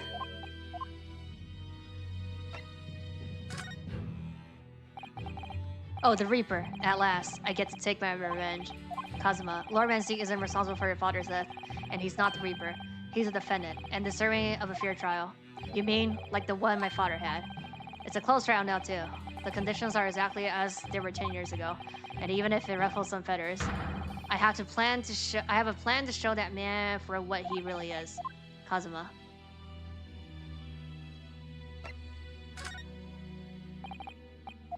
Okay.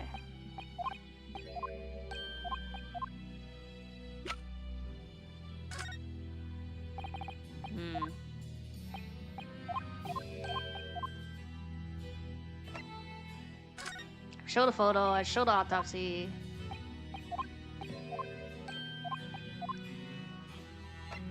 The map? The autopsy, no, the board, I show the board. Okay, autopsy, yeah. This came up in the trial, didn't it? And something a little deceivious, I mean. The fact that no time of death was recorded on Inspector Gretson's autopsy report. Yes, there were some unexpected turns in the courtroom earlier. The suggestion you came up with certainly took everyone by surprise. The idea that the victim died the previous day at some other location is quite something. Well, considering when the pocket watch had stopped and the scorch mark on the candle, it's certainly a distinct possibility. The evidence and the science both, the scene both point to it. To be honest, it bothers me too, so I paid a visit to the autopsy room earlier. Oh, we unlocked the room now. The coroner responsible wasn't there, but I got a name. It's Dr. Gory. Yeah. If I wouldn't trouble you, Kazuma-sama, would very like to speak with a coroner too. Of course, the last thing I want for anything is to be brushed under the carpet. Scotland Yard's autopsy laboratory is behind Lowgate Cemetery. Lowgate Summit by Barclay Prison, you mean? Oh. You know it, do you? The prison where my father was incarcerated and robbed of his life. Kazuma-sama. Well, thank you. We'll pay a visit to the laboratory later today. Yeah. Okay, that's everything. Linosuke, I want to thank you. For what? Yeah, keeping my Kurama? For this. You're safeguarded the soul of the Sogi clan. Well, it is a famous sword that's been in your family for generations. My only slight regret is that I never got the chance to draw it before I returned it to you. We'll do it now! Karuma is said to have been forged by a master swordsmith during the Sengoku Warring State Spirit. I come from a long lineage of warriors, many of whom were expert swordsmen. Well then, you're a chip off the old block, I'd say. This blade, Karuma, is a symbol of the Sogi clan's honor and might. Apparently, one of my father's apprentices even took the blade's name for her surname. Really? Karuma. It does sound formidable, that's for sure.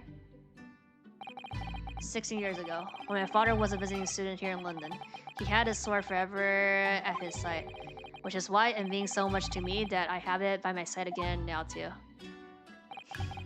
And that is all thanks to you. It was an honor. Okay. Now, I have prepared preparations to make for tomorrow. Perhaps I said a little bit too much. Kazuma, you've changed. No, Inosuke, I haven't changed at all. It's you who changed. I can completely understand your resentment of Lord Van Keys given what happened, but the fact is, those events and this case are, well, unrelated. Is that what you want to say? How can you be so sure? What do you mean? Never mind. That man is a Reaper, and it's for that reason that the inspector was killed. I'm going to prove as much in court tomorrow. By whatever means necessary. I can't let you do that, Kazuma. I know you'll do what you have to as a lawyer, but I'm sure I don't need to tell you that I won't be taking any prisoners in the courtroom. I would expect nothing less. Until tomorrow then. In the Old Bailey. Okay then. Forensic laboratory. Wait, this is new? All the dolls? Oh, so cute. This place really is creepy, isn't it? Well, being a dead room, it's probably full of series of dissected. But actually, there's a rather pleasing scent of roses in the air. Well, being a dead room, the corner probably needs a bold scent like that to mask the odor of death. Iris, do you think we could change the subject? Hmm? Oh, she's doing a knife thing. Well, what was that? What?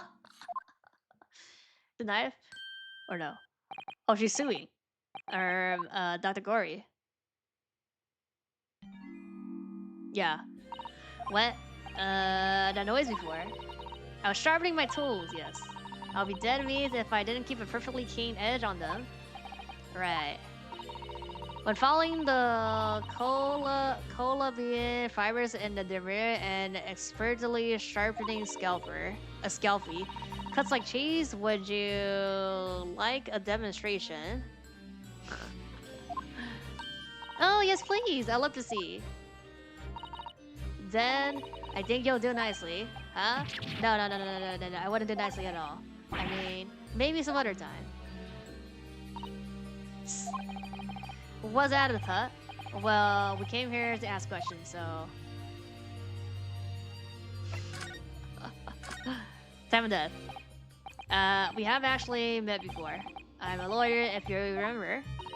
You're not dead yet. What? So Mama said I wasn't to cut you open. She's so strict about things like that. Well, good.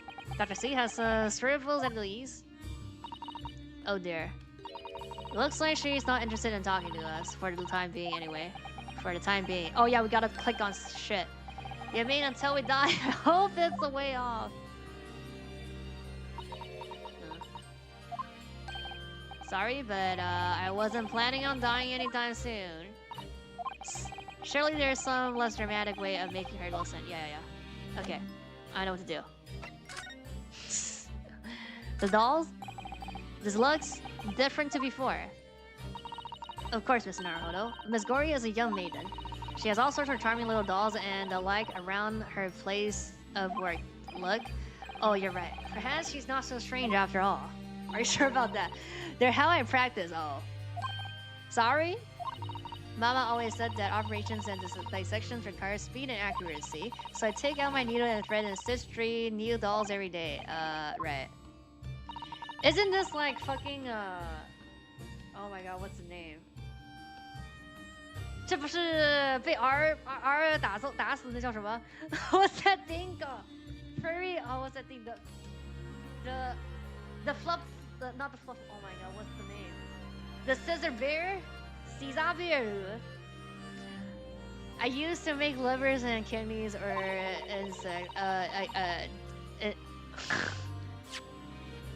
intestines. But Mama told me to make something more friendly instead.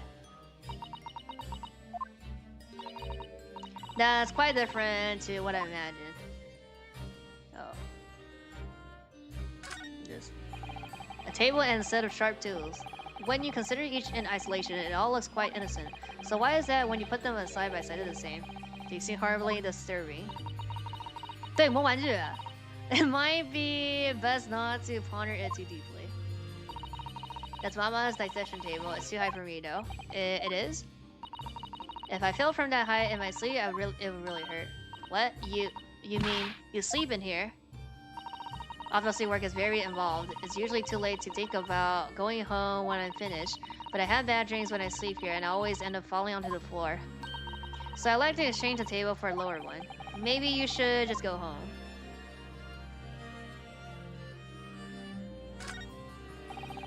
Those large jars seem to have pale things floating around inside, and I suppose they're fruit liquors or something, or like the pickle ume boshi plus we make back home. Yes, let's assume there's something completely innocent like that. Ah, that jar you're looking at up there contains monkey brains. Oh. Oh my. The composition is similar to human brains, so they make for interesting study materials. And in the next jar alone, we have monkey... No more monkey anything. Please, if you say so. Oh dear. The time when I still thought it was just some pivotal boshi plum seemed so long ago already. Oh, maybe we don't click on stuff. We just have to show her stuff. I mean, I'm already clicking, so might as well. Oh, no lights here. Okay, this and then the skeleton. Look at all the bottles under the shelves in these cabinets with an assortment of chemicals.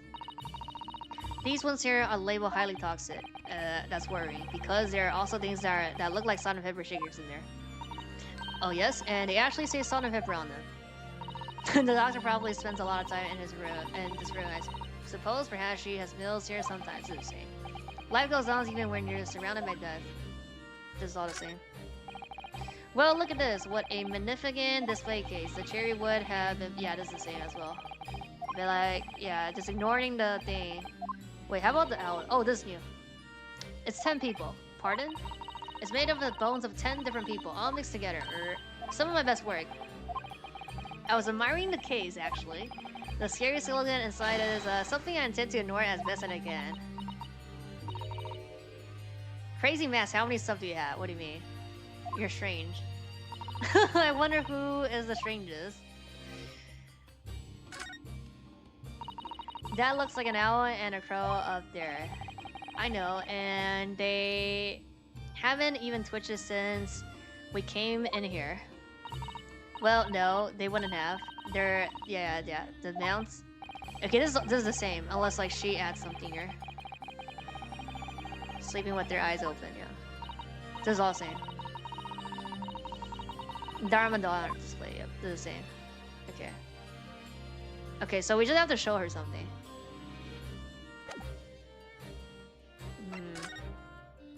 Autopsy report? We don't have dead shit. So, autopsy report. Nope. Oh, yes. I saw you changing like 5 different hairstyles. Yes, we have like more than 5 different hairstyles, yes. I have like more than 100 toggles. Let's just say that. Dr. Gory, we actually came here to ask you about this. She's interested in now? He was very good. Good, sorry. His skin didn't slang my blade once and very little mess. His joints dislocated easily and his vessel tissue was a pleasure to work with. We can skip those details. But there is one thing about the report that's caught my attention. You don't seem to have recorded a time of death. Oh, let's go? That's not my fault. Oh? That made me jump. Okay, we have... where is it? Oh, right here. Damn, yeah. Then please, tell us what happened.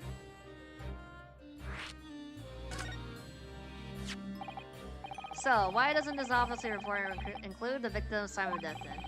Really is the most crucial detail. Oh. I was told not to write it. Ooh. What? By whom? Mama? Oh, Strongheart. Yeah, the Lord Chief Justice, he came here. 他不算弟妹吧? 他可能病娇吧? I think she's maybe like a little bit more like on the... what's that thing called? Oh my god, I forgot. Yandere. Lord Strongheart came. She's not Jilake. He said that from the witness statement about the gunshot and the other evidence is obvious. And so her outfit is like not even gothic. It's like, I don't know, like the man clearly died at 5 p.m. on 1st November when the gunshot was heard. But that's not the time of death you wrote on the report. You didn't write anything. Was there some reason you didn't include it? She just answered you. Dr. Guri, if you're hiding something under Lawrence Strongheart's instructions, then sooner or later, you're going to go to the same way as your mother. Oh. Give it here, then. Okay, huh? What's he scribbling so furiously? There. You have written the time of death? What? What's she written? Tell us. Intermediate? But the details... Oh. Hmm? Indeterminate? What do you mean by that? Why was the time of the indeterminate date? When the specimen was brought in, it was still fresh, so the time of death could easily have coincided with when the gunshot was heard. But there's one small discrepancy. What discrepancies? There was some fried fish in the pocket of the specimen's overcoat. Oh. And the fish has started to rot. Uh-oh. What? If the victim liked fried fish, she presumably likes to eat it before it went off. Well, yes, what are you really trying to say? It's possible that someone tried to manipulate the apparent time of death. Manipulate the... Is that impossible to do? Theoretically, if you would chill the body in ice, you could delay the onset of putrefaction. And if the overcoat wasn't on the body at the time, then only the fish would have started to rot. With today's science, it's not yet possible to determine if the body was chilled or not. But today's science advanced enough to let you freeze a corpse, it seems. But surely, to chill a corpse like that would require an enormous electrical refrigerator. And I don't imagine many households in London are equipped with such a device. No, definitely not. But maybe in a factory or some other special places. I don't really see any factories that are such lights on the street though. I wonder, if the inspector's body had been chilled somehow, what might the actual time of death have been? Couldn't say for sure. But at the most, it might have been a day earlier. No. In other words, it would corroborate your previous deduction. Yep. That Inspector Gresson was killed the day before his body was discovered at a different location. Did you inform Longshot of this possibility? He simply said that there is no electrical refrigerators of that size in the vicinity. Huh. Oh yes, one other thing. It's something the governor of Barclay prisoner told us. He said that your mother, Dr. Slee, was responsible for confirming the death of the professor after his execution. The professor. Apparently, you always enjoy listening to your mother's stories about her work, so we were wondering if you might know something about what happened 10 years ago. That's not all Mama did. Sorry? My mama carried out the autopsy of Clint Van Zieks as well. What? Really? The brother of Laura Van Zieks, the professor's final victim. The idea of carrying out an autopsy on a member of the authority was completely illegal back then, but the detective in charge of the investigation insisted and it was miraculously authorized, yeah. The detective being Inspector Gresson, of course. Quite an accomplishment for a man. For a woman. The autopsy provided the vital clue needed to arrest the killer. Rigged! And Mama was there for that historic event. What does this all mean? You know, the amazing autopsy happened right here in this very room. The professor and Clint Van Zieks. They both spent their final moments before their burial on that dissection table there. So this lab, Mama's lab, was instrumental in some of the country's most important events. She really is proud of her mother. I wonder if you'll tell us more about exactly what happened back then. Does she? I don't think she knows, no? She does? Oh my god. The professor's execution was Mama's first big case. She has been in attendance at the prison's execution chambers and signed a certification to confirm the common sex. Mama is the best quarter in the road, you know? But the execution didn't actually take place. And no worse, Mama actually helped with the jailbreak. I didn't want to know that. I want to know. Oh dear, you found out recently. I believe in her, in Mama, but now I wonder if I'm starting down the same path as her. You mean because you omitted the time of death on the autopsy report, but that's because Laura Strongheart forbade you from including it. Just like my mom, like Mama, I'm sure she was coerced by somebody too. Yes, that's my feeling as well. There's no doubt that there were powerful forces at play 10 years ago. The execution couldn't have been staged without a lot of people in the prison knowing about it. Obviously, the prison governor must have been in on it as well. The big man with the little handcuffs, according to what he told us, yeah, he was tricked by the chief wanderer. He says he knew nothing about it. Of course he says that. I'll say the same thing. Just who was behind that jailbreak all those years ago? You mentioned the autopsy of Clint Menzies. It was a time when carried out autopsy of murder victims was very unusual. It's still not a practice observed in our country even now. It turned out that he was a professor's final victim, and when the autopsy was performed, Mama was present, although only as a secondary assistant. The person leading the prosecution was called Dr. John Watson. That's right, my daddy. Oh! And there was another person present, the primary... He was a visiting student from the Far East. Jigoku? Oh, no. It's Mikotoba. Wait, a visiting student. It must have been my father, yeah. Eugene Mikotoba. I had no idea Professor Mikotoba had been involved in something so important. But the outcome of the historic autopsy was the sincerity of a vital piece of evidence that led to the capture of the professor. So that's how they came to identify Genshin as the infamous mass murderer. Do you happen to know anything about that piece of evidence? Can you tell us any more? Would you like to see the records for yourself? What would that be, right? Oh, we get the evidence? What's the point of keeping records if people can't look at them? They're filed under V at the back of those cupboards with the other records from the last decade. Thank you. Let's see, Van Keys, V. That's strange. Oh, it's not here? What, Mr. Naruhodo? They aren't here. There's nothing under Van Keys. There must be. 很白的刺心脏是什么？你说他妈妈吧？ There must be. Perhaps somebody took them away. No one's allowed to take documents related to the professor case out of this room. Her mom? But you're right. They're gone. Well, when was the last time somebody looked at them? Do you remember? It was... Oh yes, I remember now. It was 2 years ago, look at this.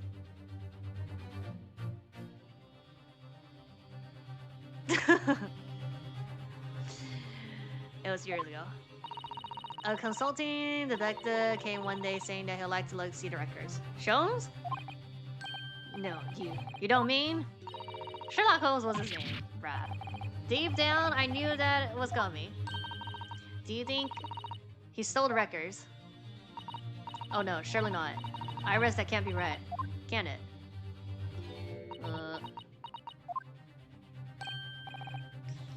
Iris?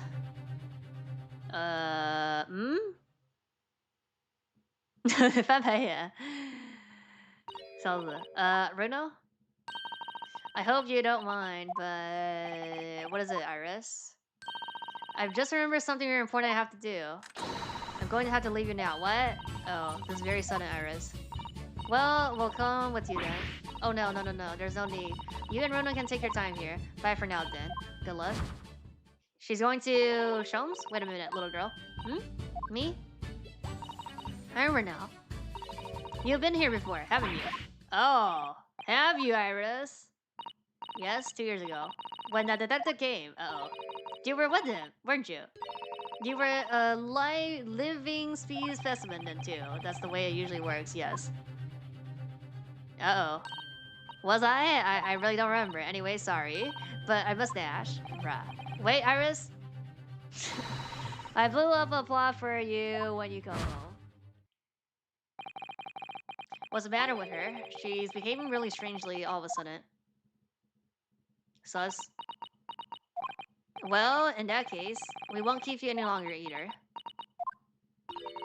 It's been quite a while since I had any visitor. This was really fun.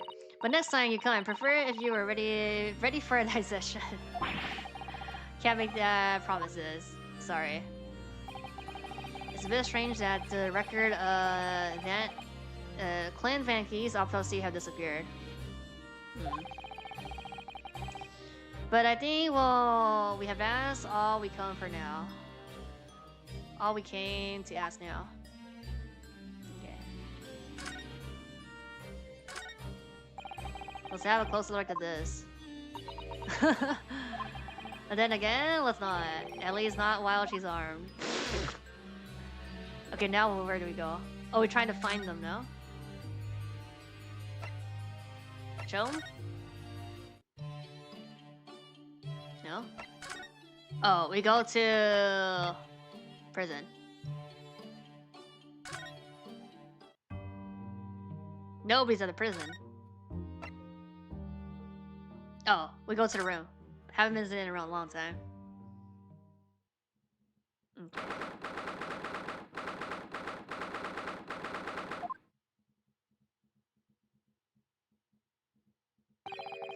Police are so busily investigating in here then.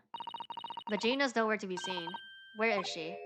Yes, it has been blissfully quiet, hasn't it? Perhaps she's out investigating on her own, practicing what her boss taught her. Well, I expect she'll be back before too long. Shall we wait? Oh. Actually. There's something different about this room since the last time we were here. The light isn't there. We could always use the time to investigate more thoroughly. Okay. This? This, no? The photograph? No, not the photograph.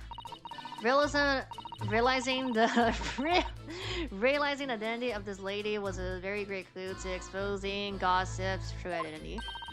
He obviously loves his wife very dearly, which is why he felt he couldn't tell her the truth. The transformation was incredible, wasn't it? Because from that big twisted lip, yes, he went to extraordinary effects to play the part of Huge Bones convincingly. Although it didn't really seem like it was much of an effort to me. Now you say it, I have to agree. It's almost as if it was his true character. People really are very hard to phantom at times. Okay, we can't look at that. So what's the difference here? Oh, the box here? This little trunk wasn't here before, yeah, was it? Oh, it appears to be made of metal. It must be very heavy. I wonder to whom it belongs. There are some initials on the outside, look. T.G. Gina? Let's ask one of the policemen if they know how it came to be here. Oi? What ya think you're doing? That's my trunk, that is. Hands off, Gina. Where are you hiding? I don't know, you leave something intended for a few seconds and every Tom, Dick, and Harry's got his greeting eyes on it. Just a wild guess, Gina. But what? Spit it out, Otto. Is it fair to say that you've only owned the trunk since this morning trial? What? What are you trying to say? Come on, this trunk goes with me everywhere. Always ask, where have you been last year? Try not to incur your wrath, mainly.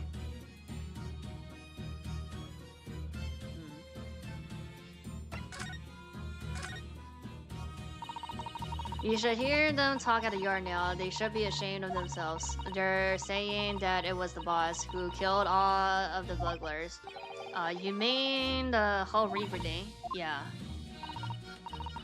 Apparently the boss was investigating stuff that no one else at the yard knew nothing about. Stuff to do with all the criminals would get off scot-free. Yes. The ones prosecuted by Lord Kenzie who used bribery and corruption to evade conviction. Well, then obviously it was that booming Reaper giving their orders, weren't it? But why would people be suspecting Inspector Grayson of being involved in the killing? There was a notebook hidden in his office. Oh no. This doesn't sound good. It had details about all the crimes that had been pegged as the Reaper's work. I mean, we already know it's a assassin. What? No. Did you see it, Gina? Did you see that notebook? It's in the trunk? They wouldn't let me, I see. Because I'm just an apprentice, apparently. But it was me who found it, and he was my boss. And you're a pickpocket, so you can just get that. That's right. I was pretty miffed about it, so I sneaked a peek and what it said anyways. Okay, let's go. That's Regina. So, you managed to see what was written in the secret notebook anyway, did you? Wait, I see it. It's my right to read whatever he wrote, and what had he written, Gina? The dates, times, places, names, and a whole list of them. Long list of them. All these about the buggers supposedly have been done in by the Reaper. But there could be an explanation for that. Perhaps it was a record of the inspector's investigations into the Reaper's activities. Exactly, that's what I said. That's the first thing you would think, right? As it happens, it was full of names I recognized anyways. Well, the Reaper's targets were almost exclusively known leaders of London's criminal underworld. Well, yeah, there was one name right after at the end that was a bit odd. Oh, at the end of the list, you mean? I'm pretty sure the date against it was 31st October. Oh, the day before the inspector was found dead. So, what was the odd name? It weren't like a name I've ever seen before.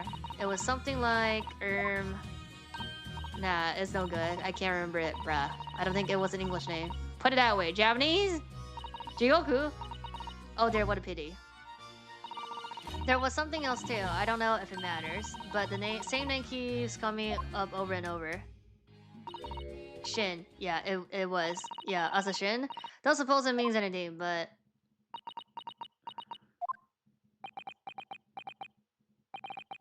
Did you say Shin? Eh? What? It does mean something? Lord Zeeks knew the name too. He mentioned her as well. The woman who actually did the deeds. And now we find out her name apparently is Brixton's secret notebook. Oops, I don't want to do that.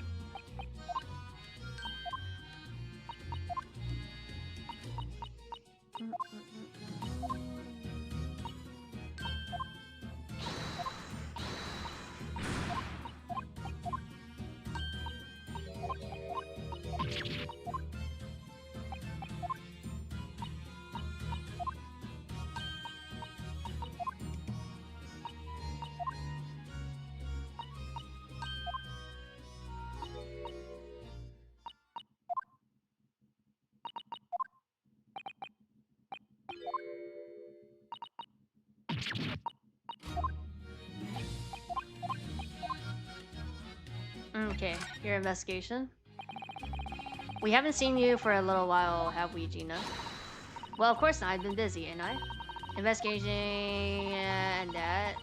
The lads at the yard are trying to trace the boss's movement the day before it happened. The day before. That would be the uncover investigation in the red-headed lake den. Only the boss didn't go, did he? You found some COVID was pretending to be him, didn't you, Odo?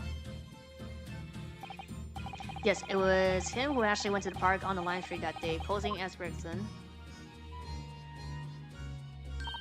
Well, anyway, you ain't the only one turning stuff up. I've got me own ways of getting results. Oh yes! When me and my partner here get together, there's nothing we can't drag down. Oh, little Toby. He's such a faithful friend. So, have you tracked anything down then? What you think, eh? Of course we have. Can't tell you though. Police business, in it, bruh. Anyway, the point is, if you alone ever need any help, you know who to turn to, right? The dog, me, and the hellhound here. Right. Because he looks oh so hellish, honestly. Honest. Let's go. The hellhound. Gina, about your hellhound there. Chief Inspector Toby, you mean? He's the pride of the force, he is. In Japanese, police dog means something quite different, and not altogether nice to those involved in crime. But here in Britain, it's a wonderful compliment, it seems, for a canny at least. It should be. After all, the great exhibition case the other day, yeah, it was Toby here who managed to locate a Derby's workshop. Maybe it's time for another demonstration of what the super dog can do, eh? Let's go. Do we have something the Chief Inspector would catch a scent of, I wonder? The pee, the wig. Well, Chief Inspector Toby, if you wouldn't mind having a sniff of this. He might be a little too keen, don't you think? Where are we going now? The Chief Inspector made short work of Gina there. Ah, look at where he's gone to. The trunk? Oh my, that trunk totally still has a very strong scent. Of Inspector Gregson. In other words, it must have belonged to him. Oh, there's evidence in here. Alright, that's a fair cop, I suppose. And you nearly got away with it too. You always talk so proudly of Chief Inspector Toby's nose and what it can achieve. Did you not cross your mind that he might identify something that was right next to us? Yeah, that was a bit of a bloomer, weren't it? That's enough now then, Gina. I think it's time you told us the truth about that trunk. Okay. It weren't like that. It just weren't. What are you talking about? I know what's going through your head, but that ain't what happened. Alright then. What did happen? Well, like I said before, we were trying to trace the boss's movements. So I let Toby here have a whiff of the boss overcoat, and as soon as I done that, he went off like a shot. Straight to that sandwich. To a sandwich, not a bag of chips. Naruhodo. I believe Gina means the witness. Oh. I forgot about that sandwich. Yeah, he had it hidden between the wooden boards of the boss's truck. You mean when they heard the sound of like a gunshot and all piled in there? Exactly. And nabbled it from the scene. Goodness. Me and the Chief Inspector gave the sandwich a good grilling, and you know what he said? I thought it might fetch a good price, and the chap wouldn't be needing it anymore, so, but that's all I did, nothing more, nothing else. What you added to me the check of it is selling the dead boss stuff to Flock, so Miss Venus wasn't the only one to meddle with the scene of the crime then. How could they? So anyway, that's how it happened, and it's a pretty decent trick, so I figure I might as well make use of it. Is there somewhat wrong with that? Well, maybe you and Mr. Sandwich should try to find the answer to that question together. Okay. I think perhaps the trunk should be turned over to the police, don't you? What are you on about? I am the police, Gina. If you wouldn't mind, could we maybe examine it? Yeah, alright then. Do what you want with it. Okay, thank you. We shall make a detailed record of our examination of the evidence. Hmm? What's the matter with Toby? Why is he acting so wrestling toward me all of a sudden? Miss Naruto, be careful. It must be the trunk. Oh, fuck. Toby, oi, what are you doing? You're gonna lick his face off. Whoever had this was a killer, no? Miss Naruto, Gina, quickly. Hail a carriage. What, really? We're exiting the scene? We're leaving the scene.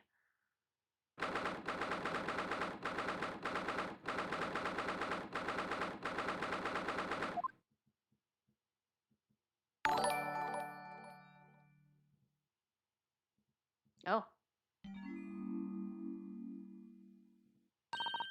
Oh, Miss Naruto, are you alright? Mrs. Otto? Ah, conscious again at last. Blessed relief, my dear fellow. After all, to drop dead after a moderate licking by a small terrier, most unseemly. What is or isn't seemly is irrelevant here, Mr. Shaw.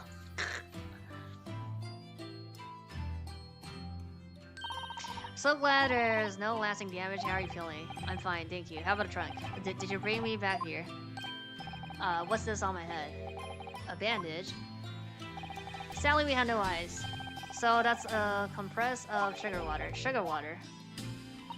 Don't worry, Mr. Naruhodo. It's the first aid treatment that my father taught me. Oh, thank you. So let us take tea when you're feeling up to. But of course, no sugar in the patient's cup. The bum on my head is throbbing sweetly enough, don't worry. Hee hee. Whenever you feel ready then. Okay.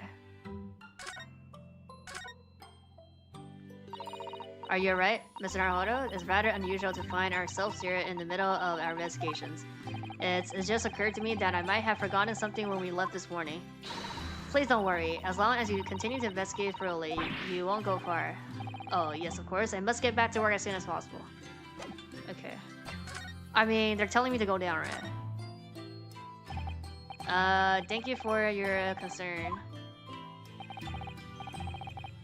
My dear fellow, think nothing of it. I must say I was quite startled. There's a hidden achievement here? Okay, I gotta click everything then. When I heard that you've been attacked by a dog, for a moment I feared that infamous murderer of so many had come back from the dead. You mean the professor? Fortunately, I see your prized throat isn't scattered. That stiff turned-up collar of yours obviously afforded some welcome protection. Was I that close to death? All I really remember is the dog licking my face over and over and over again. Well, if you wish to avoid such trouble in the future, a little mustard spread on the cheeks should do the trick. I should think that would balance the sweetness of your bandage rather splendidly. Okay, what are we? The tea? Whenever you serve me tea, it always takes me back to Japan. I know you're not particularly fond of the bitter taste, are you? So I do always try to pick out less bitter matcha for you. She does often serve up an unusually mellow blend, it's true. But the anticipation of the taste in my mouth makes me bitterly worry anyway. It is very difficult for you, isn't it? How it is. The steam is rising gently from the kettle as always. Yes, it doesn't feel right somehow unless it is. But the steam has an unusual scent today. Perhaps the sweet potatoes that I brought back from Japan with me are ready. Burp. Oh, Miss Naruhodo, I heard that, you know? Tears of joy, Mrs. Sato, from my mouth. You see, I've been keeping my desk beautifully covered in papers as always. You really must tidy it all up, Miss Naruhodo. No more excuses. But Mrs. Sato, the way I see it, all those paper building up my desk is like they are a reminder of my wonderful, diverse daily life. I like to leave them as they are, so I never forget how lucky I am to have such varied experience.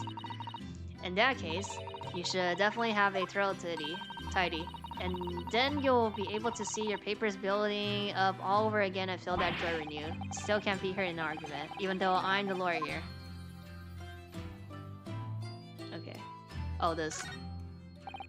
The spade is still here, look. Please, Mr. Naruhodo, it's not a spade. As you think, step ladder is a shovel. Didn't take long to reignite that argument. Ah, I have an idea. Let's give the implement a name. Oh! Like, Hairy Brain named his tools. Oh, I never thought of doing that. From now on then, let's call it Runos again. No, it's clearly much more of a Sasato. The argument has taken a new and unexpected turn, it seems. Okay, that's not. The Dharmadal is still winking at me, look. I wonder when he'll finally get his other eye filled in. Yes, I wonder.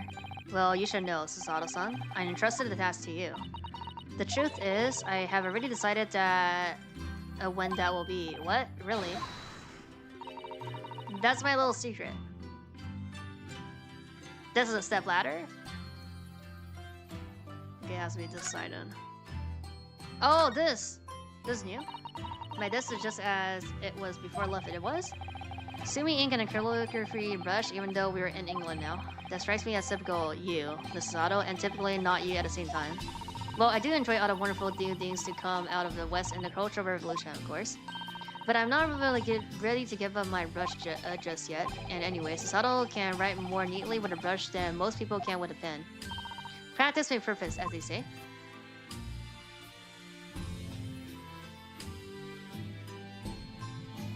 Oh, the fish? The tank? All of the sea life seems very content in there, I must say. I've noticed something recently, actually. The animal bred at a most extraordinary rate. Oh, really? It's a mystery why the whole seafield isn't buried in the mountain of them, actually. Oh, how splendid. That really is a mystery, isn't it? I wish there was someone here to explain Sasato-san's strange reaction to that. The one I mean is at Fresco Street. Oh. Wait, we can go there now? We can still go there now. Or is it already done? Let's see.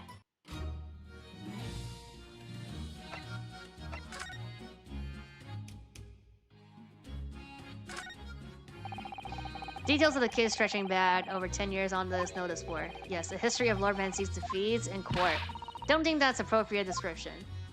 Although, when you consider everything on the board, it's certainly true that all these people had a background of devious dealings, and in the end, of course, the board itself concealed the inspector's own death. Oh my, it really doesn't bear thinking about it.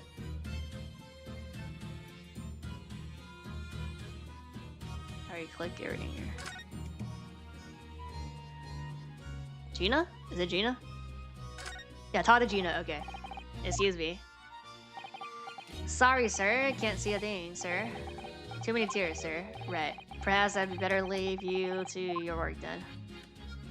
Okay. Gina, I'm really sorry. Is death infinite? If you asked me a year ago, the cost could go hain a vlog here. But we gotta have police, ain't we? To catch the smugglers. So if divers can go about our business in peace. Wait, sorry? I don't think I have heard that properly.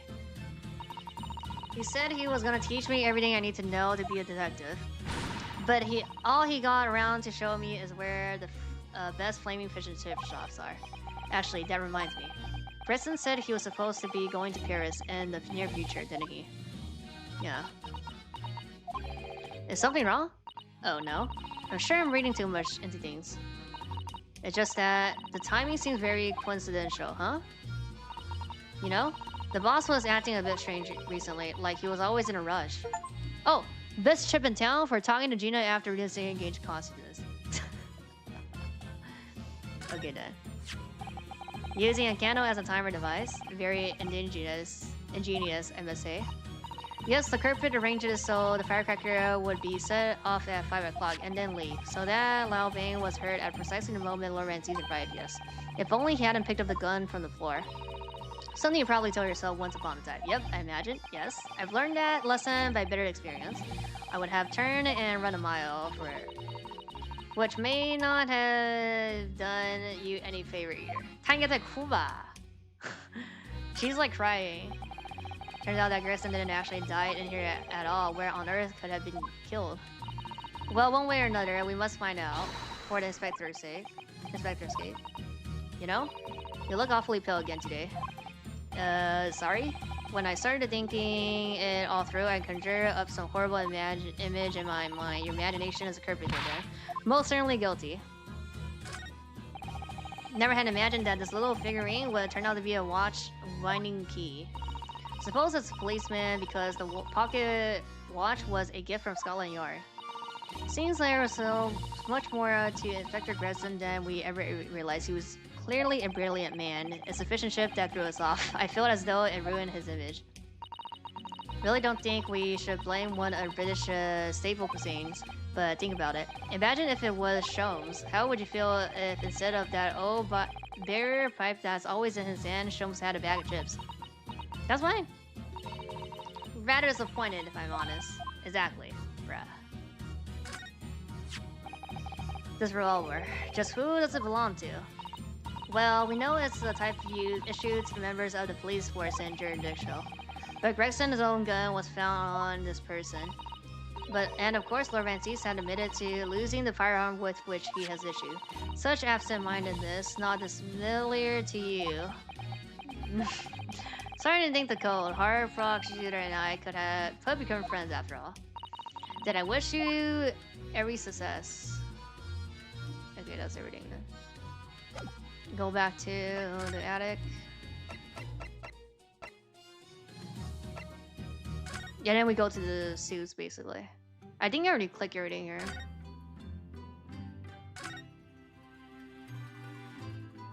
Just not this, yeah. Your room across the hall is undisturbed, of course. I don't suppose I'd be permitted to see inside now that you're back, though, would I? You know, we revealed that only Iris is allowed inside. It's the same. Heard you two going together there again last night. You can visit Mr. Sherlin in his room. Last time I did that, he tried to convince me to drink some strange concoction he had mixed up.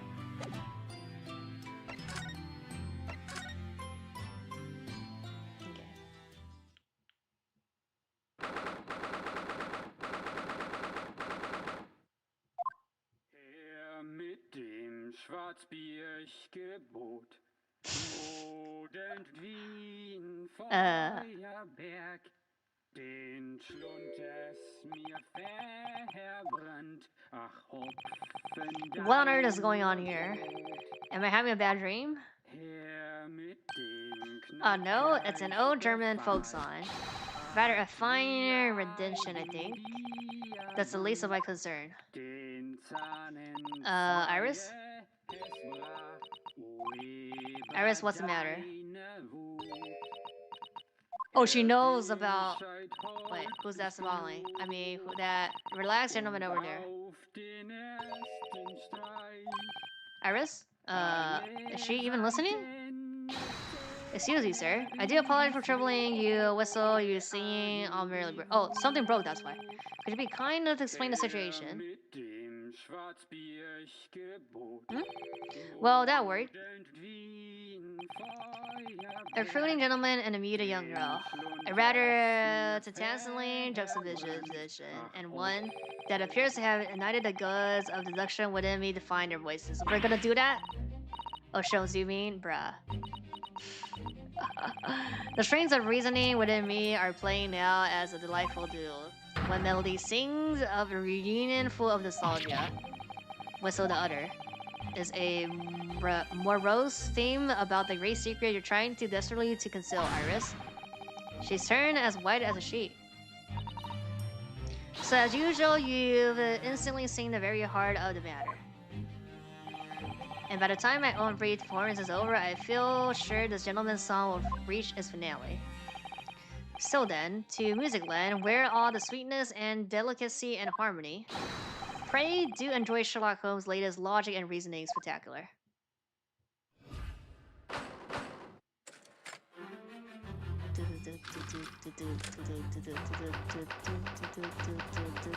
Man's identity.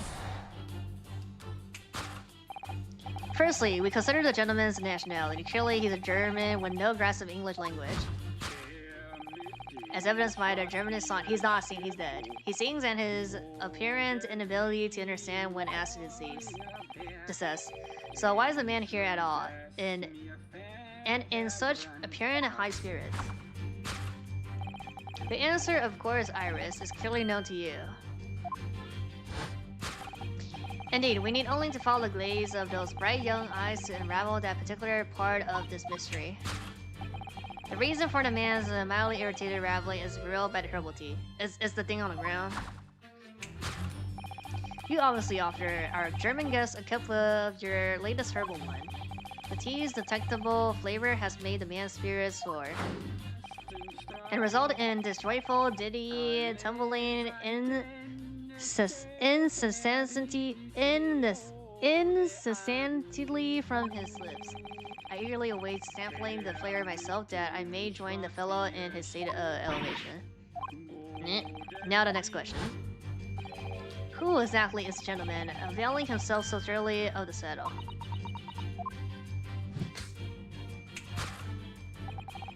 As it happens a number of years ago now, a certain gentleman of German origin engaged my service in solving a particular delicate case. He required the retrieval of letters once sent to an acquaintance that might have proved problematic. In order to conceal his noble identity, he also arrived at my office in a mask. The gentleman's name was Wilhelm Gottfried Sigmund von Ormstein, the King of German. Bruh. If my memory serves, the mask worn by the gentleman is identical. Yeah, there can be no question. That's Yasugo's mask, the King of German. Appeared that his Majesty remembered the fine service I offered him. Isn't this Mikotoba? And has decided to show his face again, mask and all, in order to express his gratitude. A well-mannered monarch, indeed. Wouldn't you agree, my dear fellow? So the identity of this masked visitor is in fact my former client, the King of German. Indeed, his son is currently in London as well, enjoying the wonders of the great exhibition.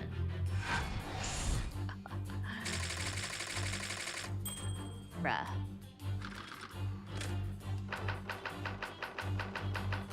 Girl silence. Which leads us to one remaining impartnerable. Yes, you. Young Iris. But your apparently inexplicable silence is unable to hide the truth. Oh.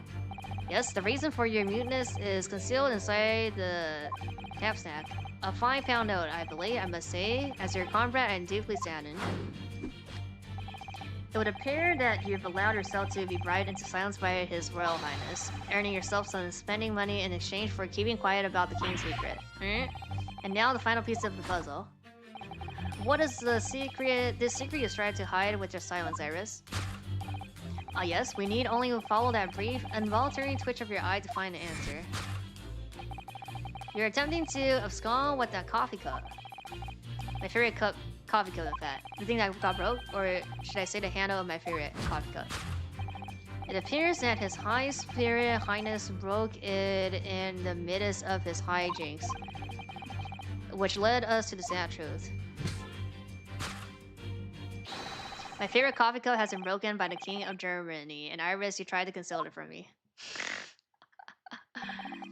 I shall have a bill sent via government channels to the German royal family for its replacement.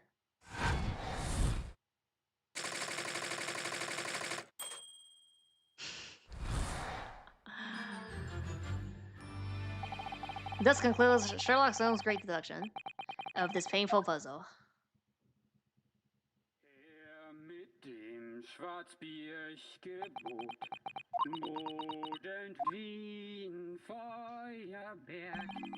With your silence as well, the fellow's jovial, barbarian rather rings in the ear, does it not?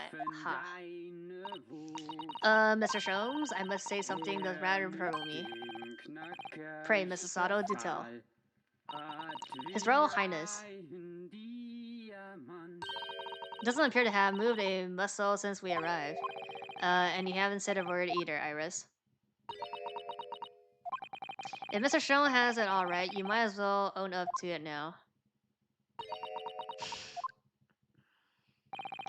Your reasoning isn't entirely without substance, I must admit. And one other thing. Yeah, another grievance, Mr. Naruhodo. Well, I actually read a story of the case recently, and the one you were just describing. Surely not.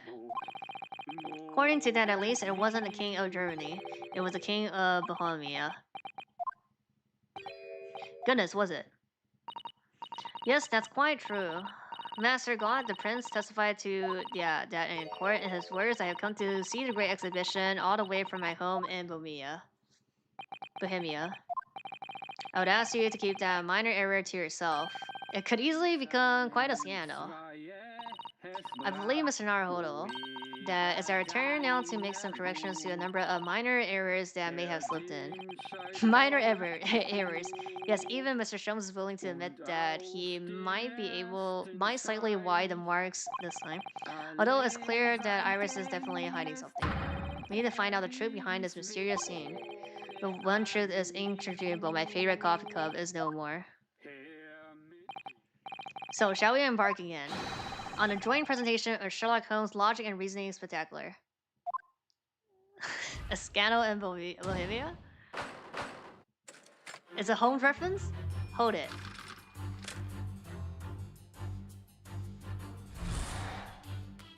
Okay.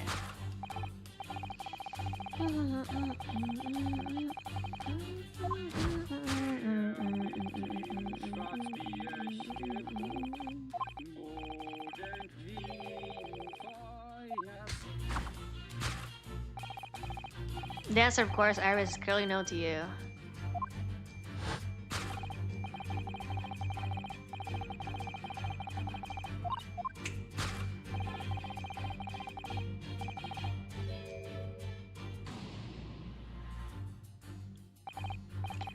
So what? It's a mix of hers that gives you the urge to sing. Goodness, I should like to try some. It's probably like some audio recorder, and I'd like to hear your singing. But this man, just how long does he intend to keep up with that tune, do you suppose?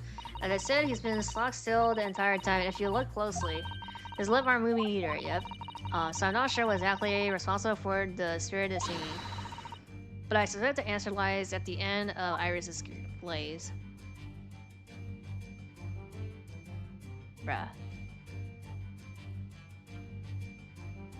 How's this? Gramophone.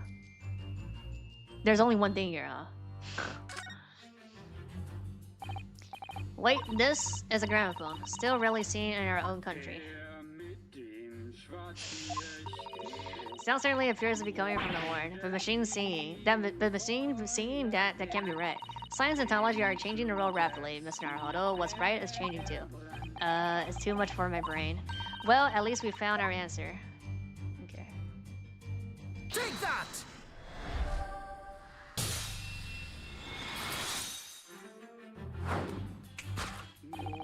The reason for the man's mildly irritating warbling is revealed by the gramophone.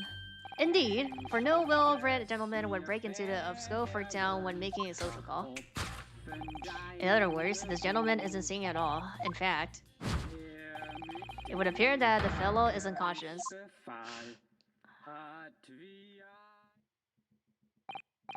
The music seemed to have stopped now. Huh?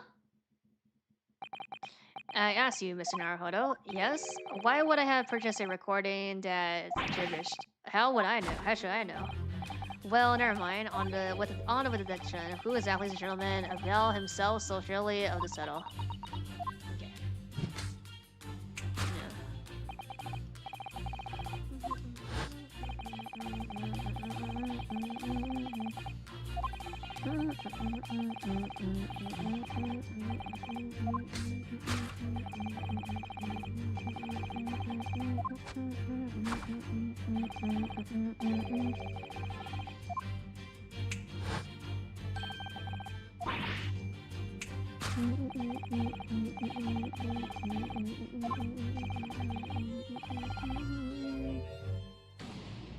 I mean, it is a Sogi.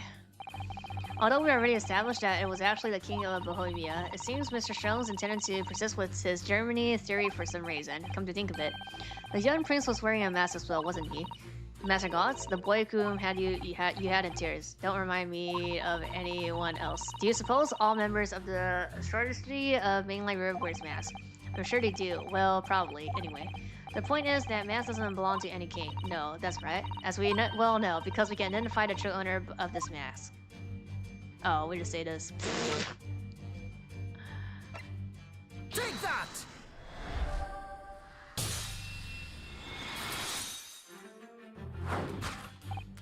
Yes, there can be no question that mask belongs to Kazuma Asogi. In other words, my memory is sublimely unreliable.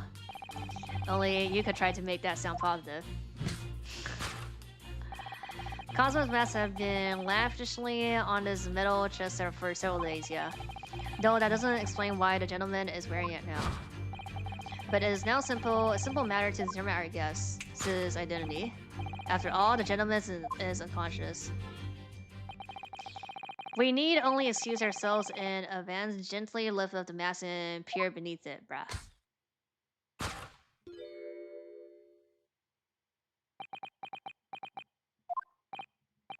Yeah, I don't believe it. Father. I'm afraid, Miss Sato, you must be Miss, no, I think not, Mr. Jones. Then it would appear our logic reasoning has once again revealed the truth. This mystery visitor, yep, is my unconscious father, Eugene Mikotoba. Logic and reasoning, or just looking and saying. Oh my god.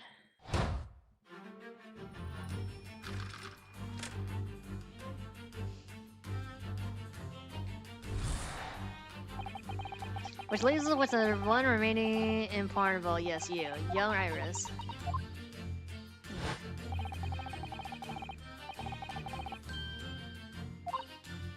It has to be the... Oh, what's in her hand, actually? Oh, nothing, no? Fine pound node poking out of Iris's bag. Oh dear, can't be sure. Most money that we encounter is in coin form. I know, I'm not even sure if we've seen any blank notes here in Britain at all, have we? But anyway, father would never have paid money for Iris's silence. Certainly seems like the silent type himself, though, judging by his present state. Must be some other reason for her silence, I suppose. Perhaps what she's trying so hard not to give away with her eyes. Something entirely different. What she's looking at.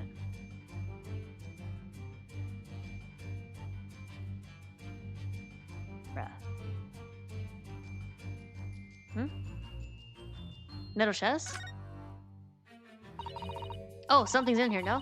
Contains important document, doesn't it? Yes. Details of all the case he has worked on over the years.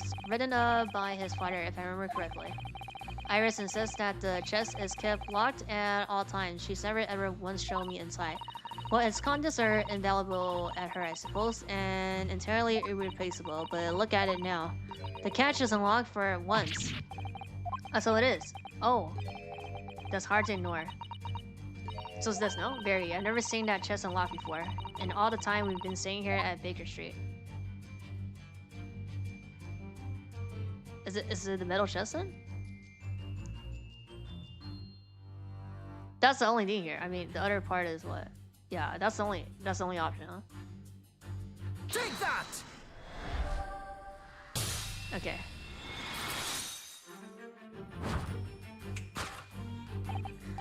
Yes, the reason for your muteness is concealed inside of that metal chest.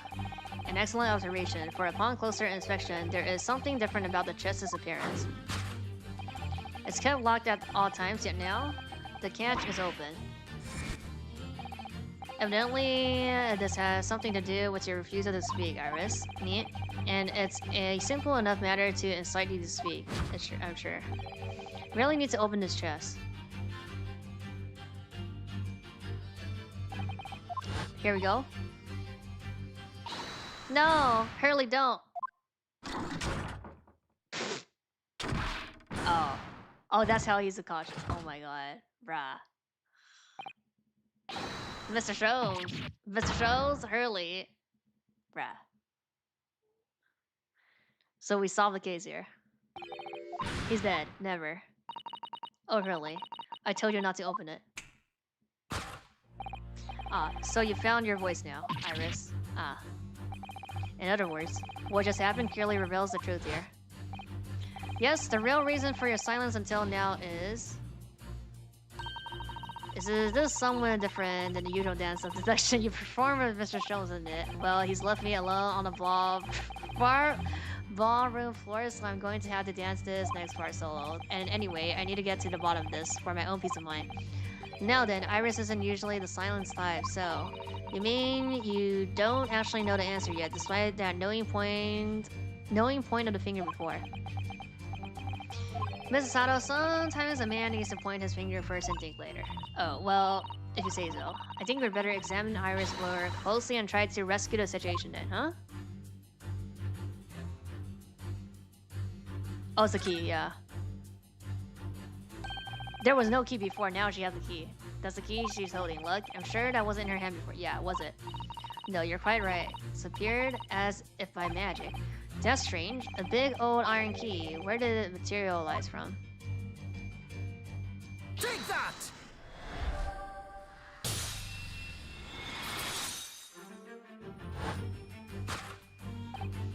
Yes, the real reason for your silence until now is that the key behind your back. Well, Mr. Jones was thrown into the air before.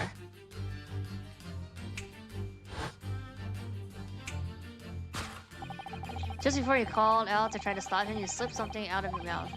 That something is the key now in your hands. Ah, no doubt the key to the chest. You're so clever, Runo.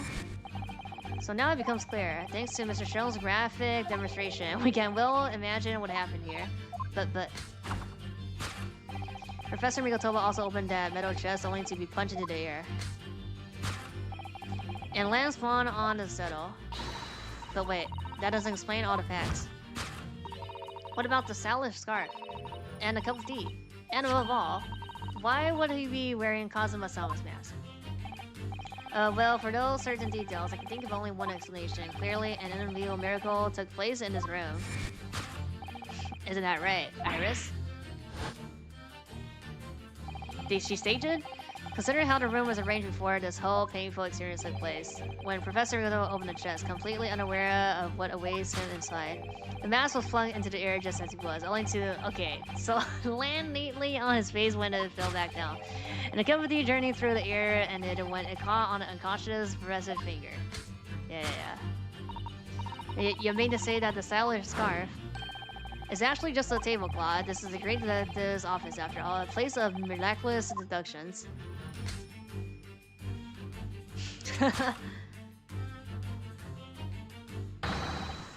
Would you expect anything else?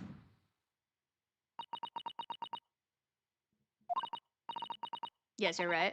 It happened exactly as you said. Brilliant, Runo. This concludes Runosuke Naruhodo's great deduction of this punchy puzzle.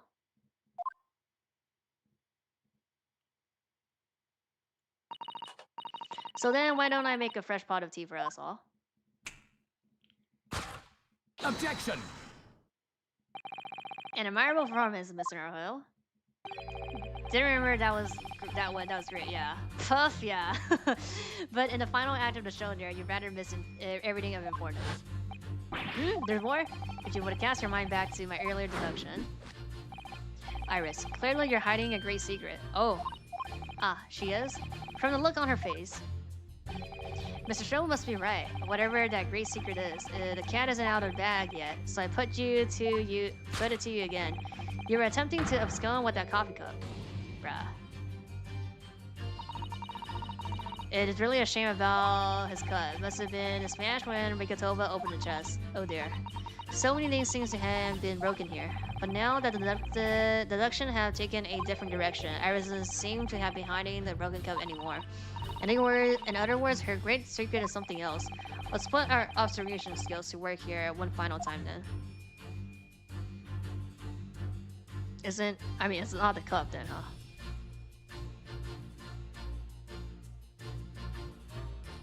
What's she trying to hide then? Oh. Case file. Yeah. Ah, look, there. There seems to be more papers there. Is Iris trying to hide them underneath the tray? The Indonesia is an official Scotland Yard document. What? But why would she have it? We must ask her. An official Scotland Yard document.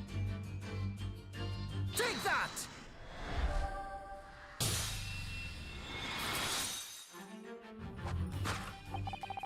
You're attempting to abscond with that case file. Iris, as you know very well, nothing escapes the attention of a great detective. Oh no. Yeah, when she be like, we need to leave. Yep. Visited Scotland Yard's autopsy laboratory earlier today, and she informed us that the autopsy report of Clint Van Zieks had gone missing. Clint Van Zieks, yes, I do seem to recall. 2 years ago?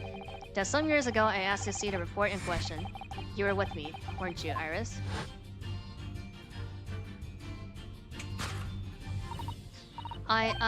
You mean it was you, Iris. So those paper you have there are... So she actually stole it, no? I'm sorry. Forgive me.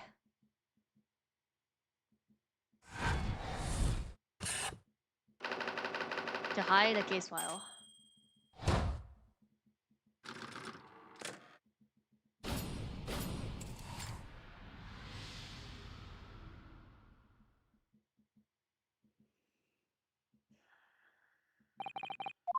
In truth, I would like to have thought I could have predicted the Bobby Trap chess, but it caught me completely off guard. I was very much the lay consulting detective Herlock Jones. I'm sorry, Hurley. So you mean this autopsy report really is? Yes, I took it from the lab, even though I knew it was very important. Was there something in it that troubled you, Iris? Not exactly something that troubled me. Something I've been looking for when I saw this report. When I saw the writing in it. Oh yeah, his father, no? I knew it was Daddy's. The writing, yeah. Your father's writing. What do you really mean? Iris, it must be something that's hard for her to talk about. Forgive me for interrupting, my dear fellows. Mr. Jones, what is it? I feel as though the poor and cautious gentleman on the settle has been somewhat forgotten. Aha. Father. Perhaps we should find out our guest somewhere more peaceful to rest. Mr. Naruhodo, yes? Would you be so kind as to lend him your bed? We must do our very best to make him comfortable, I feel. Oh yes, of course. I'll help you carry him up. So will I. No, I can manage alone, thank you. You have tea to enjoy.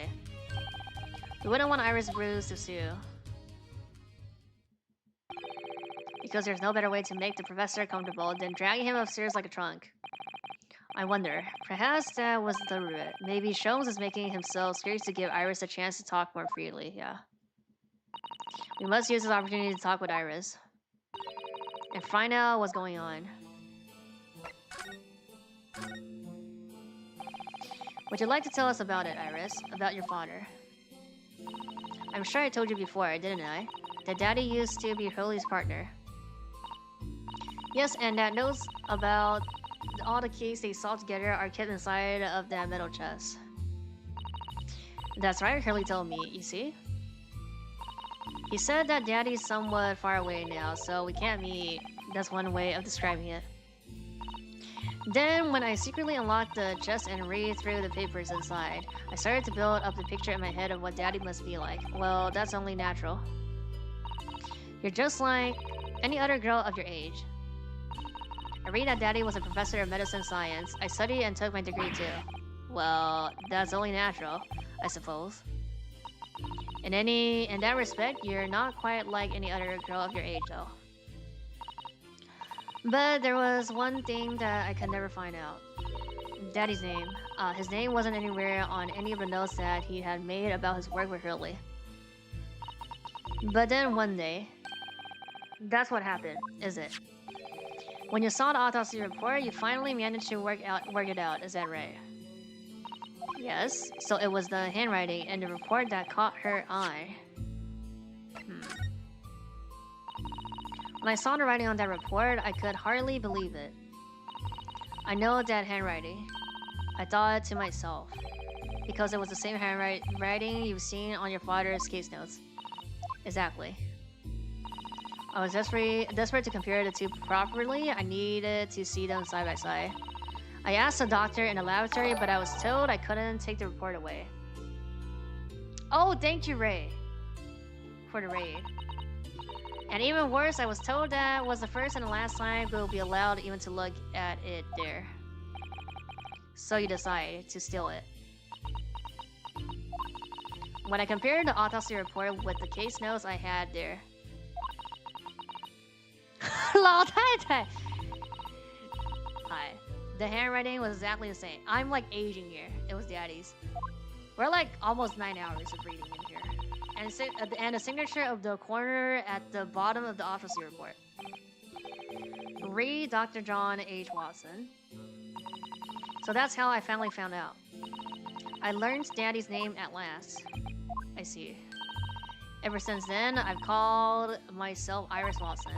And that's also when I had the brilliant idea of writing stories all about Daddy's exciting times with Hurley. Decided there and then that I'll write the adventures of Sherlock Holmes. Oh, Iris. I had no idea the stories had quite such a deep personal significance for you. I think the trial's gonna be the last case, so they broke it into 2 cases. I can see why the autopsy report was so important to her now. And why she was prepared to break the law to get her hands on it. 老板糊涂啊! 谢谢. I must apologize, Iris. This is really all my fault. Double case final setup. Yeah, I'm pretty sure we end here and then... What, like day 2 trial? That's gonna be the entire case. Which also solves... Yeah, like also solves a 10-year. Like, the case 10 years ago. Like, Gen shit. Hurley, I made a promise, you see? That, until the time was right. I'll keep the details about your father a secret. I know. I've been very naughty. I'll take the autopsy report back to her and apologize, I promise. Yes, we'll go together, I think. Then let me look after it for you until we get there. Oh, we get it? 对啊，他名字叫 Genshin 啊。亚虫一他爸。I must go and water my hers, I think. I'll see you all later. Wait a sec. Let me see the court record. Poor Iris. She must be feeling awful.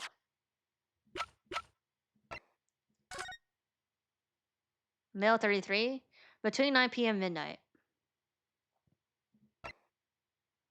Death from a single stab wound to the heart. Other superficial external wounds.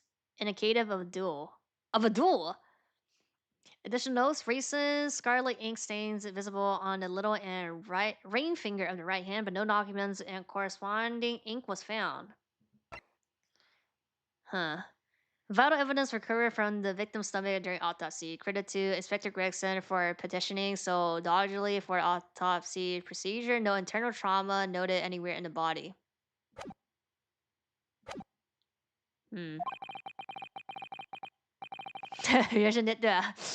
I know Mr. Sholmes is here for her, but still. Aha. Hmm? What? How? What's the meaning of this, Mr. Sholmes? Mr. Sholmes. Shadow duel victim, I know. Oh dear me, so you've noticed, I see. But that would mean? I read it, what was wrong? What on earth's the matter, Mr. Sato? You've turned as white as a sheet. It's this also your report, the one from 10 years ago. The writing isn't his at all. Ah? Oh. What do you mean? How could you possibly know that? Because yeah, she's seen it. Wait, I noticed writing very well. Wait, what? Huh? Oh, his father's.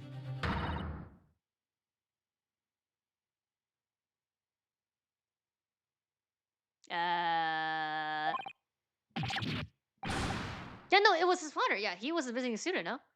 What? Professor Mikotoba's. Yeah, he was the one, no? Wait. Indeed. It's true. And now you know. My dear fellows. Wait, what? No, wait, what? I don't know anything. What on earth does all of this mean? Mr. Sholmes, because the idea that's slowly forming in my mind. What, they're sisters? It's just too extraordinary to believe. Please, you have to explain. Bruh. What? Oh, his partner was Mikotoba? So this autopsy report was actually penned by Professor Mikotoba. But that makes no sense. It's not possible, surely. It is possible. Not possible, my dear fellow. Pray, take a deep breath and think again. Yes, you're right. In some ways, it actually makes a great deal of sense. It does? Yeah, it does. He's a visiting student 10 years ago. Yeah. My father returned to Japan after his extended study tour in Britain. And prior to his return, where was Dr. Mikotoba engaged? Of course. He was an assistant in Dr. Wilson's laboratory learning about forensic science. And as an assistant, he would have aided with the dissection work, making detailed notes, which would be assembled into the full autopsy report. Once the work was complete, the head coroner would check the contents and put his signature on the document. In other words, the only writing of the report was his signature at the end. Well, yeah? Oh, I see. So Iris got the wrong end of the stick, you mean? She saw that and assumed the whole report has been written by him. Ah. Which is very understandable, of course. What a complicated situation to... Okay. Okay. Yeah.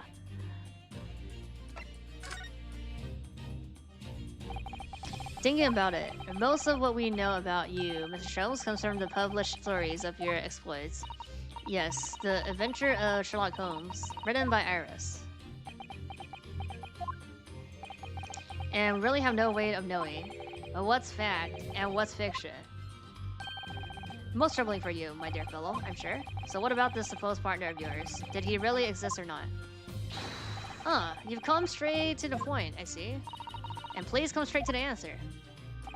I believe Iris explained it in one of her installments. He was a trusted comrade and the only person I could truly have called a friend. And did this partner of yours truly make a good record of all your cases? Are his notes really stored inside of that metal chest? Absolutely, my dear madam. Absolutely. So, where's our partner now? We rarely meet, you see. He lives on the other side of the road. But if this officer report and the records of all your old cases were penned by the same hand, and if the officer report was written, though not signed by your famous partner, there would be only one logical conclusion. Pray, impress me. Your partner would have to be Yuji Mikotoba. Okay, yeah, that's what I said. In other words, Mrs. Sato's father. Yeah. Call my word, Mr. Naruhodo. Yes. You are coming along wonderfully. You have hit upon the method at last. You finally grasped the art of the deduction. You mean to say? Allow me to introduce you. He's awake now, right? Yeah. To my great friend and partner, Mikotoba. Professor Mikotoba. Bruh. Does this mean that you're the real Dr. Watson? No, my dear. I'm still my old self, Yuji Mikotoba, your father. He looks like Watson? I guess? Oh, of course. This is obviously too much for Sasato-san to take in.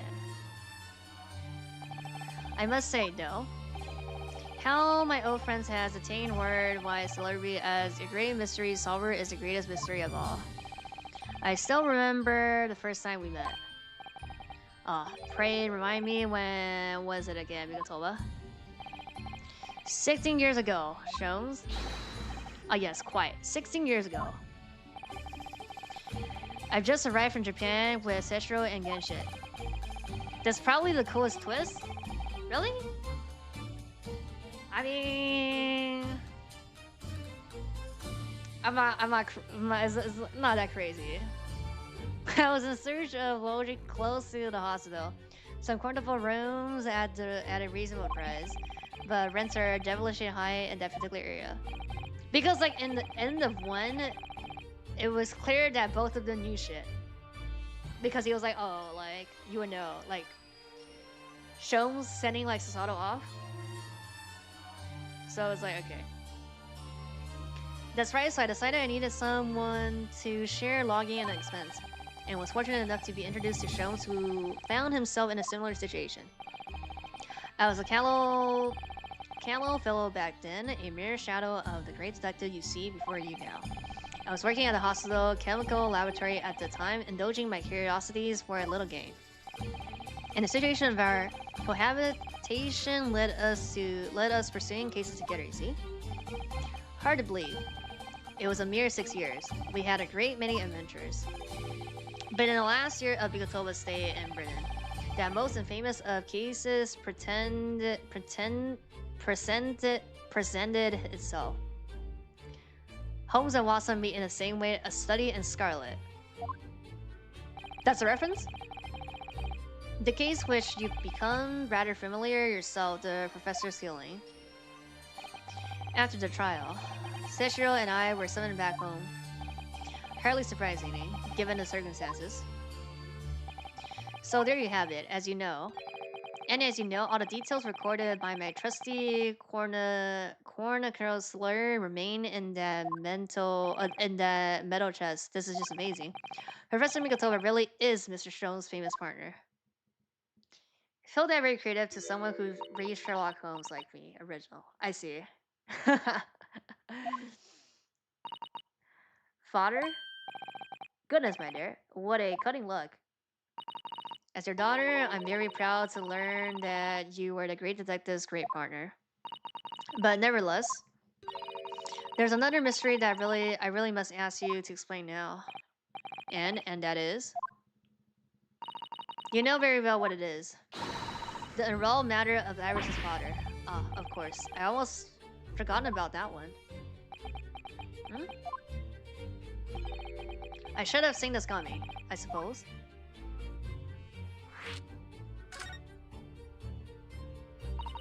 Iris told us that all the notes about the great detective adventures are all in this metal chest. Were written by her father. Isn't that correct, Mr. Jones? That is indeed what I told young Iris, so it was just BS. But if you were Mr. Jones' partner, father, and you wrote all those case notes, then Iris's father must be you. Ah? Pull my words, Mrs. Otto. You're coming. Okay, so it is. Okay, I'm actually more shocked at this. Coming along wonderfully as well, you two have hit upon the method at last. You finally grasp the art of deduction. What? Wait, he's also questioning. What you always told me, father, is that my mother died when I was born 16 years ago, and you left me in grandmother's care while you embarked on your study tour in Britain, and I always accepted that. But all this about Iris. Oh, there it is. Susato's ice cold stare. No, now hold on a minute. It was very complicated. I mean, it's really not what you think. Then perhaps you'd like to explain exactly what it is. There it is. Now the eye go from ice cold to red hot just before she. Nah, really. You got it. You got the wrong end of the stick. Show him. Say something, man. Bruh. Okay, so this is wrong. That's quite enough, my fairy fellows. Mr. Sholmes, when did he get all dressed up? Well, so I don't like to interrupt this exciting exploration of the past. Mikotoba and I have an urgent matter that requires a short extrusion. Oh my god. But it's very late, Mr. Sholmes. Where must you go? Bruh. Why, my dear madam, is that not obvious? A partner and I must pursue our natural enemies. So, get your coat, Mikotoba. The game is afoot. But Sholmes, I really must give Sato a full explanation, I think. Save it for our next case, huh? Later, my dear fellow, later. My dear fellow, later. Our carriage awaits downstairs already, brah. You haven't changed one oita, have you? I mean, really, I visited our home after 10 long years, and when I opened that chest in a fit of nostalgia, I quite inexplicably passed out. And as if that wasn't enough, when I eventually regained consciousness, I plunged straight into all this. Father, please. Go with Mr. Sholmes now. What? No doubt that whatever happened, you were acting in everyone's best interest. I trust you. Completely. Susato? And sending the great detective and his great partner off on renewed adventures together. It's more than I could have hoped for my wildest dreams. Very well then. We'll speak again later. So, I believe your own work is done for today. I wish you the best of luck for tomorrow. Yes, Naruhodo. Good luck in battle, and in reaching a decision. A decision? About whether to go back to Japan, I suppose.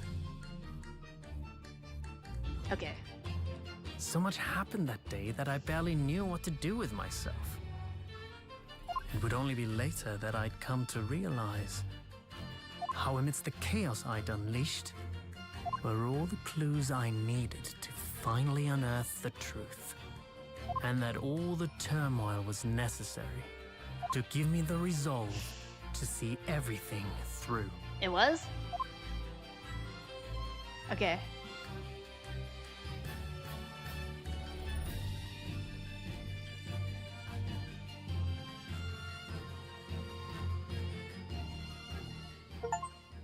Legendary pair.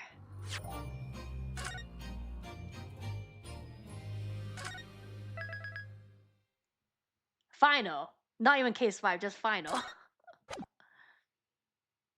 Final chapter, resolve of Runosuke Naruhodo. So this was a 9-hour case.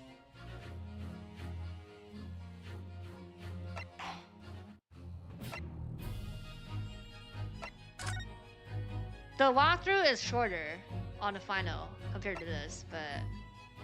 Well, I'll just assume it's the same time. Yeah, 9-10 hours is like... regular long case.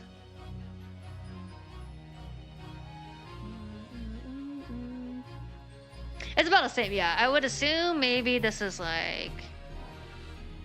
Well, it's at least 8 hours, I think.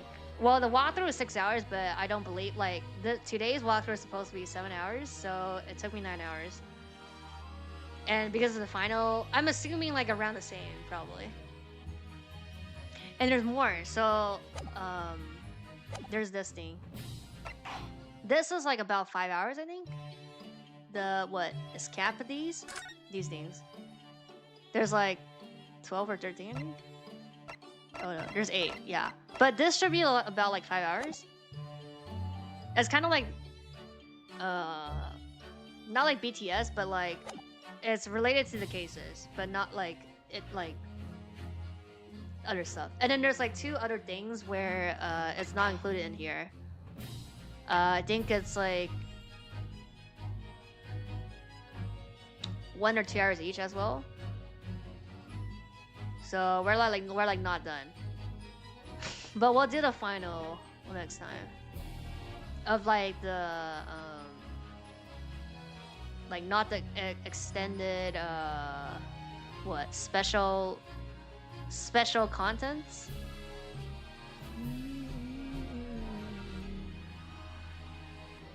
More bonus rating. Yeah, the bonuses is I think 5 or 6 hours altogether. And then there's like, so you remember the 1, 2, 3 and 4, 5, 6 booblers that was like an hour that I did not download, I just like react to.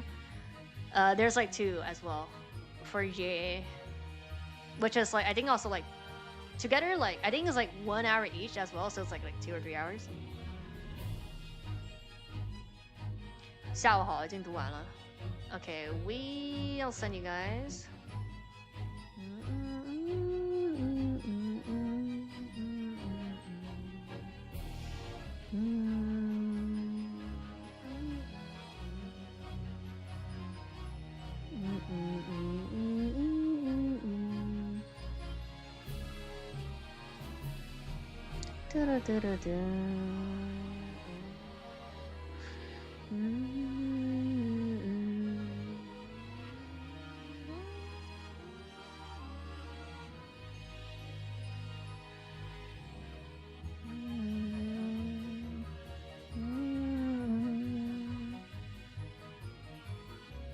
Alright, thank you. It was 9 hours of reading, so it was all good.